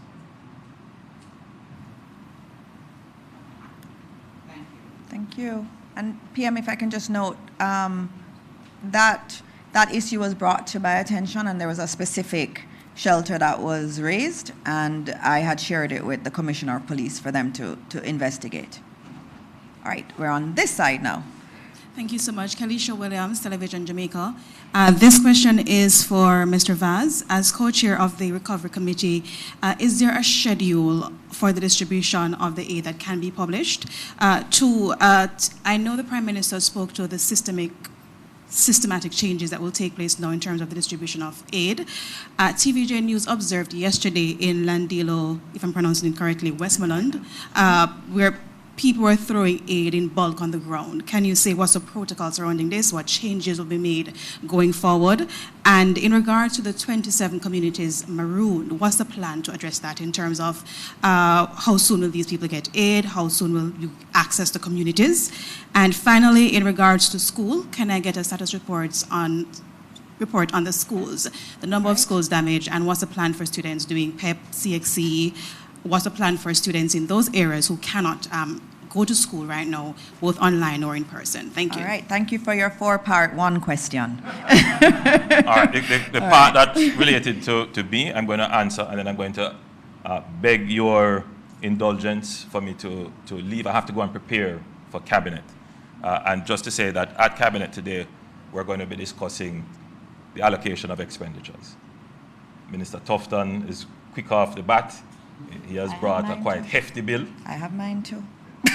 I hear the Minister of Education under her breath saying she has a submission to make, and the Minister of Local Government. So I'm going to be scratching my head now to see how we can carve up that budget to give effect to the relief response.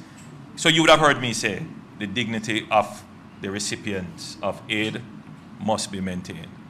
And in fact, yesterday we had an extensive discussion with ODPEM, and they will bring in the Ministry of Labour and Social Security to establish or re-establish the protocols and standards by which aid and relief should be delivered. I don't think there is anything wrong with the formation of lines, and I'm not saying that these are the protocols, I'm just giving you my general view that there is nothing wrong with the formation of lines. There is nothing wrong in saying one line for elderly, one line for pregnant and lactating mothers or mothers with children, and another line for everyone else. There is nothing wrong with saying strong able-bodied persons who are in the crowd, please come up and assist. There's nothing wrong with saying, where is the person that is the acknowledged leader of the community or a person who holds some office? Please come up and guide us as to who should get first.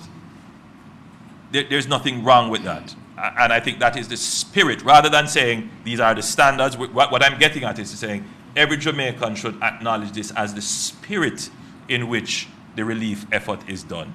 Now, Commander Gale and Chief of Defence Staff, Williams Gorman, and Minister of Labour and Social Security, Pernell Charles, they will come together and reinforce the protocols so that when the aid is being delivered, Jamaica doesn't look like, let me not go any further. We want Jamaica to look good. We need to. I'll answer. Thank you, PM.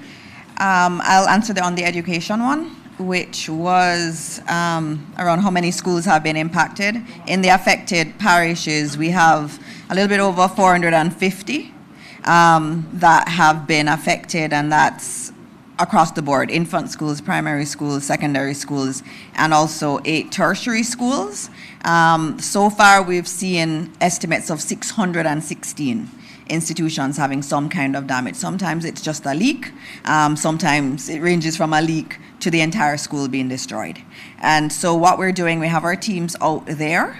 We have an initial cost, which is humongous, and so we're going to be trying to confirm that on the ground. The ministry team is already out there. The senior team will be out there. Our state minister and our parliamentary secretary will be going out too to get more assessments. So we expect that by next week we'll have a bigger picture, a clearer picture of what is happening with the schools. But almost every school got some amount of damage.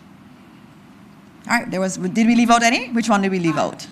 In terms of the list, a schedule for the distribution of aid that can be published. All right, Commander Gale is going to answer that one. Morning again all. So as it concerns the list, we are tracking a list. I believe you had asked if we'll publish it. So we are publishing that now within a very select group so we can manage how the information is flowing, particularly because the conditions remain significantly dynamic. We have the JDF, the Jamaica, the JCF, we have other groups working towards the areas. We need to establish, for example, landing sites for the helicopters and so on. So the list remains fairly dynamic.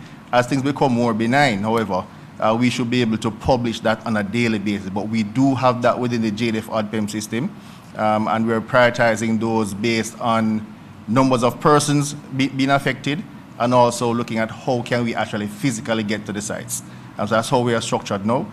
And as I said before, it's an all-of-government approach, so we have persons on the ground, food for the poor, some of our Samaritans, PERS, and etc., which are doing things for us. So we are able to push through. Wherever we can, we will get into. And the plans for the 27 maroon communities, how soon do you think you can get access to these areas? So we're out flying now.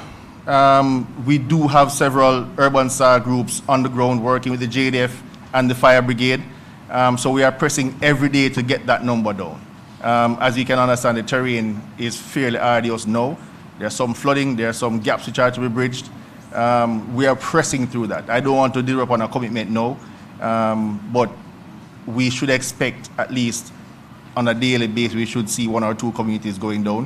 What I'll also say is that as the weather conditions come in, so we would have added 1 more community this morning due to rainfall last night. It became marooned again because of flooding. So it will remain a very dynamic situation. And as it goes along in that manner, you can understand the list of priorities will change. Hence why you want to kind of manage that now in a sort of a stovepipe before we start pushing out. Once it becomes really benign and we have full access, then we can start publishing our drop list.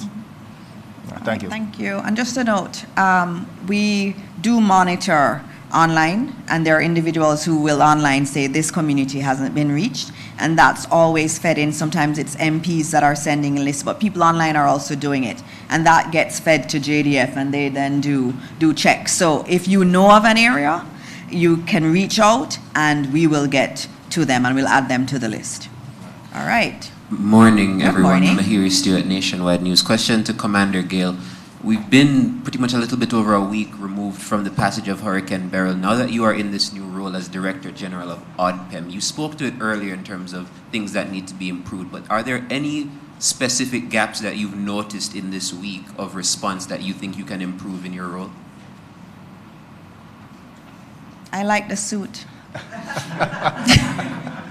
Mahiri, significantly, as we are in the recovery, we're in the relief phase, and one of the very prominent things is to be able to establish a huge logistics software capability, so we can monitor not only what is in our ODPEM stores. I spoke to the fact that we are establishing a significant logistics outfit that will need an entire new apparatus around it. So that's one of the very first things we're going to achieve, and I believe we should be able to achieve that in a matter of coming days, so we can actually look what is coming, look what is going out, look at resupply timelines, also starting to manage when are we needing to resupply persons we've already supplied. So in the immediate phase, that's one of the things we want to be looking at. whilst we kind of maintain the dignity of our persons on the ground. A very, very short question to Dr. Tufton. In terms of the Western parishes, is there any update you can give on Hanover?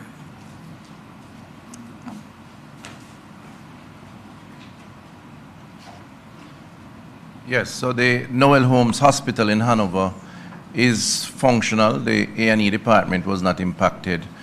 The dietary maternity ward and the male and female ward had roof damage. And we had to do a makeshift arrangement for ward space in the passageway. The estimates have been done, and the idea is to address that facility. It's a small hospital compared to the others. The population is less. About half of the health centers in the parish have been damaged, and that assessment is being done. So the team is working. I've been there twice, and they're managing for the time being. All right, thank you, Minister. All right, Zara. Zara Burton, 18 Degrees North. Good morning. I had some questions, but I don't necessarily know if anybody from the environmental sector is here. It has to do with just the decaying of carcasses and speeding that up. I went on Friday, didn't see any junkers in the air, and wondered, on a serious note, if anything could be done about getting some junkers in the area to take up some of the carcasses.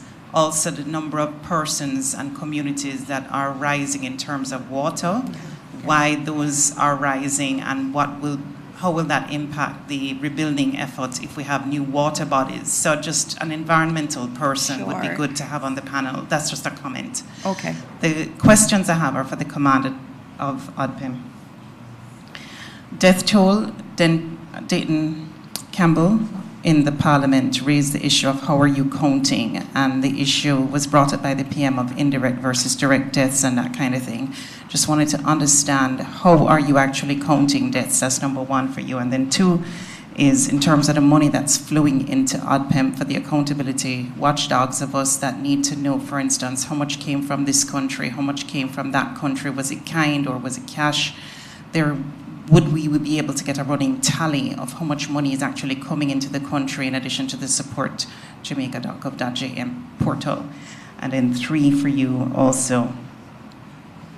In terms of the relocation of, my grandmother's nurse brought this up yesterday, the relocation of people in those areas where it may be a struggle to either rebuild in their communities or they're in desperate straits right now, evacuating them into shelters in Kingston like the Arena. Is that something that you are exploring, especially even from a learning standpoint? Are you getting people or taking people maybe even into campsites around the country that have dormitories that could relocate them temporarily for like a 6-month period in shelters, and maybe even be allowed to plant stuff so that they can generate a livelihood and also boost output like the Prime Minister had said? All right. Commander? Fairly long questions, but I think I'll take the last one first. So as we get into the recovery phase, that is something we'll be robustly exploring. I believe there's a subcommittee of council that is directly treating with that. So some of those plans will start to come out very soon, but it's not something that is void of our thought in the impending situation. Could you repeat your first question in summary for me? Death toll, how are you? Death toll, how are we treating with it? So by and large, the Ministry of Health and Wellness is plugged in daily to the National Emergency Operations Center. We do have the fire brigade, we do have the JCF. So we are sitting there and determining out of those figures and the reports that come in, actual deaths related to the passage of Hurricane Melissa. Now the official source has become for us the PEC report provided by the JCF. So they do their investigations. Ministry of Health and Wellness is doing the matters concerning pronouncing the number of dead. And then we look at those in partnership, we make a determination. A determination now, as at very early this morning, was 32. There are some matters that have come into us. Those have been looked at, and we'll publish new updates as we get them. No, but are those considered direct or indirect and direct? Some investigations, as you understand, will have to take place sometime after. Some will be very hard to determine right now, but the investigations through the JCF, they will treat with those matters on the back end, I'm very, very sure we'll be able to disaggregate quite properly. Okay, and I'm not really getting a response to the question about how you're counting. So if there's any way you can get some clarity and come back to us with a firm, how are you counting in terms of direct and indirect? For instance, if somebody goes ahead to try to get aid in a hurricane and they die, are you counting them? I'm just wondering, how are you counting? It's really important, and if we could get a list of the people that have died for accountability purposes as well. Well, on the matter list, I'll defer to my more senior experts, but I believe we might be keeping that directly here. But we'll come back with some matters as we work through the problems. Okay, and then the third question? I believe I answered that one on the first. The money coming in. Money, how are we Oh, the money. Oh, that was the second question. The running tally of the running tally. From various. All right, so we are keeping a running tally. There's also another subcommittee that will be looking prescriptively at how we'll be managing that for the accountability portion of it. In terms of making the funds public, I'm sure that somewhere down the road, those figures will become public. But there will be a significant management framework around it to be developed. All right. Just to note, I can guarantee you that there is a running tally in the ODPEM. Yes, there is a huge spreadsheet of everything that comes in, everything that's been approved. Remember, before any aid shipment comes in, even if it's for an independent entity, they have to share it with ODPEM. So they send the list of items that are coming in, an estimated cost for the items coming in, and all of that is held. On the Support Jamaica site, we do get an update on that each morning. If you want me to give you that, I can give you. I just need to find it. But there is serious accountability there in ODPEM. I think that framework was actually quite robust in its establishment. And so at the appropriate time, I'm sure Command, as he gets more integrated into ODPEM, will be able to give you that running tally. And it's also in the Ministry of Foreign Affairs. They deal with a lot of the aid that's coming in from bilateral partners, so other countries, and also the multilaterals. That is, they have their own system of accounting for all of that. So all the information is there. And so there will be a time for us to just present everything. This is all that we got from everywhere. I know some ministers have to go over to Cabinet. JPS, you have a question already.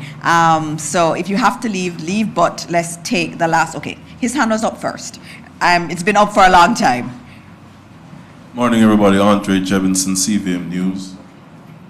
Yes. Is there a running list of the number of people who are unaccounted for? Because we hear about the deaths, but we do not know if there are people who are missing at this time. Secondly, could you tell us if the country is any closer to drawing down on the $70 million CRIF, or if there are any delays there? All right, on the CRIF, I'll get back to you on that. But as you know, there would have been a press release that came from CRIF that said it was triggered. And so there are a few, obviously, paperwork to be done. We are hoping that within months we'll be able to draw down on that. But as we start that drawdown process, we'll come to you and let you know how it comes. Does it come in tranches, or does it come all at once? We will let you know. So to the extent that persons report into the NEOC or the Ministry of Health and Wellness is EOC, there is a running list of those persons who are missing, consequent to reports coming into us. So that does exist. What number? I have to double check. All right. Okay, yes. Thank you. Asking, can we be given a list of the communities that are still marooned? Yeah. Whether or not food drops are taking place there, and if so, when did those drops start, and how regular are they? And then as well, I heard the announcement in Parliament about the Joint Select Committee. I heard the announcement of the private sector committee, that coordination committee, but I'm still asking, why not an independent oversight committee to monitor implementation and expenditure? Yeah. All right. So in terms of that question, that's one that the last one, on the governance framework. That is going to be discussed in Cabinet, and we started discussing it last week, and then there was also some indication from PM about putting in accountability structures. There are different ways that we can do it. I mean, we've spoken about the National Partnership Council, we've spoken about a committee of parliament, we've spoken about many different things. And I think we're going to have another opportunity today in cabinet to discuss what does that governance framework look like. And remember, there is the relief phase, which is what we're in now, and then the recovery phase. I think that's the one that's going to really need that kind of overarching body, because we're going to have to be asking some real serious questions about ourselves. Where do we rebuild? What do we rebuild? Given global warming and climate change, is it fit to put back communities where they were? Or do we move them from where they were? What are the new building standards, and just generally accountability over all of the insurance money that's coming in and what we're doing. So that conversation that you're raising is actually one that we're having in cabinet about what does this governance framework look like. And so you will be hearing more as the Prime Minister and the members of the cabinet discuss that. Maroon communities. Maroon communities. The list, I think Commander Gale had noted that there is some fluidity to that, and that he has given assurance that he will put out that list of the communities and the drops and the food drops taking place, and if so, when did they start? How early did they start, and how regular are they? Okay, you can come. I know they're every day. they're very frequent. Yes. So food drops have started. There is a running list today. I was trying to bring the list up now, but I believe of the 27 communities, we've been able to reach 22 thus far. So there is a running list, and we're doing food drops. We're trying to regularize the cycle, and surely we should be able to put something out. Can you tell us when the food drops started, and when can we get a list? When they started, the moment we started flying, which was the day after the passage of the hurricane. And the list, I won't promise you a time now, but to be expected shortly. All right, we're going to have to wrap soon. I know there were two questions that I just needed to give responses to. There was the question that had come on sexual assaults at shelters. There was a specific one that had been referenced online. The Commissioner of Police has said that they also got the report. I gave them, but they got it before me, and that they are currently investigating, and they'll get back to us later today. On the environmental questions about John Cruz and the others, we'll try to ask our environmentalists in terms of what's the best thing to do with animal carcasses and so on, and we'll get an answer. Just wanted to add one bit of information based on the questions that have been coming. Over 300 hours of flights coordinated between the Jamaica Defense Force and the US military. That equates to over 100 drops over the last 7 days. And that does not include the other 15 helicopter assets that are being used by international charities, charitable organizations. That's just specific to the 6 from the US military, and the 6? 6. They didn't come all at once. Right. So you'll recall also that the US came in phases. Right? They didn't come all at once. There are 6 here now, but they didn't come all at once. So that's even more to show the efficiency of what's taking place in terms of our over 20,000 packages, and that's just from the government apparatus. Each package for a household is for 7 days.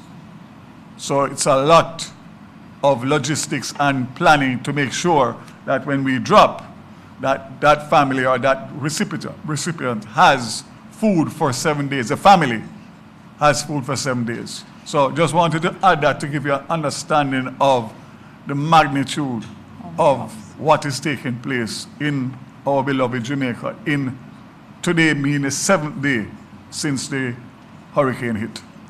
All right, we have to close.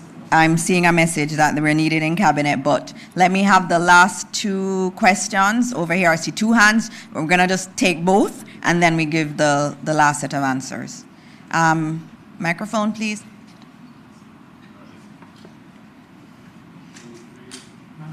Trying to get the mic up. Testing. All right. Once again, all right. So I know there's a little disquiet about changing the the leadership at ODPEM at a time like this. Could you expand just a little bit more on the disaster management experience that Commander Gale has? And can you specify what role Mr. Thompson will have during this period, given that he has been acting at the ODPEM for quite a while, and before that he was deputy?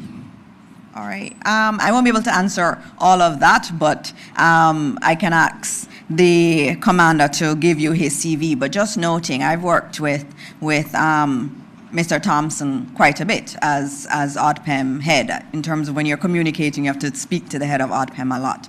And he has worked hard for the country. And the Prime Minister has noted that last year there was an assessment done of ODPEM and the entire mechanism. It wasn't just ODPEM, of the entire disaster response mechanism. And a report was provided, Cabinet looked at it, and it was clear that we needed to look at ODPEM and look at executive experience. One of the things I know that the Ministry of Labour had done was to, not Labour, the Ministry of Local Government and Community Development had done was to start the process of rescoping the job description for the head of ODPEM, recognizing how important that role is, and also noting that the salary scale had to change, and PM did answer that question.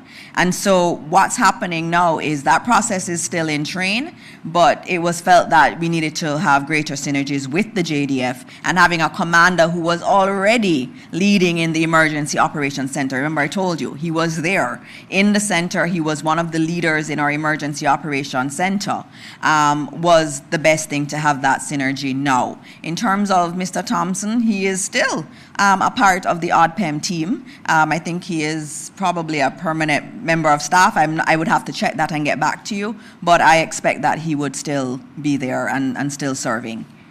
There was another question, yes. And that's the last one because we have to wrap. Thank you so much. Going back to my point about schools, I don't think you answered the second part of the question. In regards to, similar to how we have like field hospitals. Right, okay, I'll answer that. Students were supposed to do CXC and PEP. What's the plan to continue learning in those areas? All right, so we have encouraged schools to open. And I know on Tuesday there were over 100 schools that had opened. So those who can should open. Obviously, we need to have water at the school and it needs to be a safe environment. But what we're going to do is to prioritize children doing exams, whether it's external in relation to CXC or CAPE, or if it is PEP exam. So while I was in St. Elizabeth, the principals were saying that they are getting schools back. It may take a while to get everybody in, but the priority was for those who are doing PEP and those who are doing CXC and CAPE, well, CSEC and CAPE. The other consideration for us and what we're starting to look at, as we're looking at temporary shelter for people, we're also looking at temporary school structures because we may have to use tents. We may have to get makeshift structures that our students can continue to learn in. So we've started that process. And so as the work is happening, and I've already spoken to Keith, he's looking at clear areas where we can put temporary housing, shelter. And I've said to him, while you're doing that, look for spaces that could house a temporary school structure. So we're doing that work now, and the ministry is working hard to figure out the damage, because some we can put tarpaulin on the top and we can get them open. And so we're going to be flexible as best as possible. But really for us, our goal is to get as many schools back. And I have the head of the Independent School Association here. They've been hit too, the independent schools, and we've committed to supporting them because the entire education system is important to us. And so, yeah, we're going to be flexible and everybody's going to be at school, but it will not look like school, regular school when we start back. All right, and so those were all the questions. There was a lot, and I thank the media for coming and for asking your questions. And just know that we'll continue to do these updates. We'll try to make it 2 or 3 times a week. You'll have Commander Gale here. You'll have all of the relevant persons responding to your questions. This is a moment of crisis for our country, but it's also a moment for us to show who we are as Jamaicans. And we are a strong people. We're a resilient people. We're a God-fearing people. And we know that God is going to take us through this. And so as we go out there, I know there's a lot of sadness, especially for those who lost their loved ones or who lost so much in the hurricane. But let's help everyone. Let's be positive, and let's always remember to place all of our fears and troubles in the hands of God. He is never going to stop listening to us. And so as we close this morning, we again say, God bless every Jamaican, and God bless this country that we love so much. Thank you.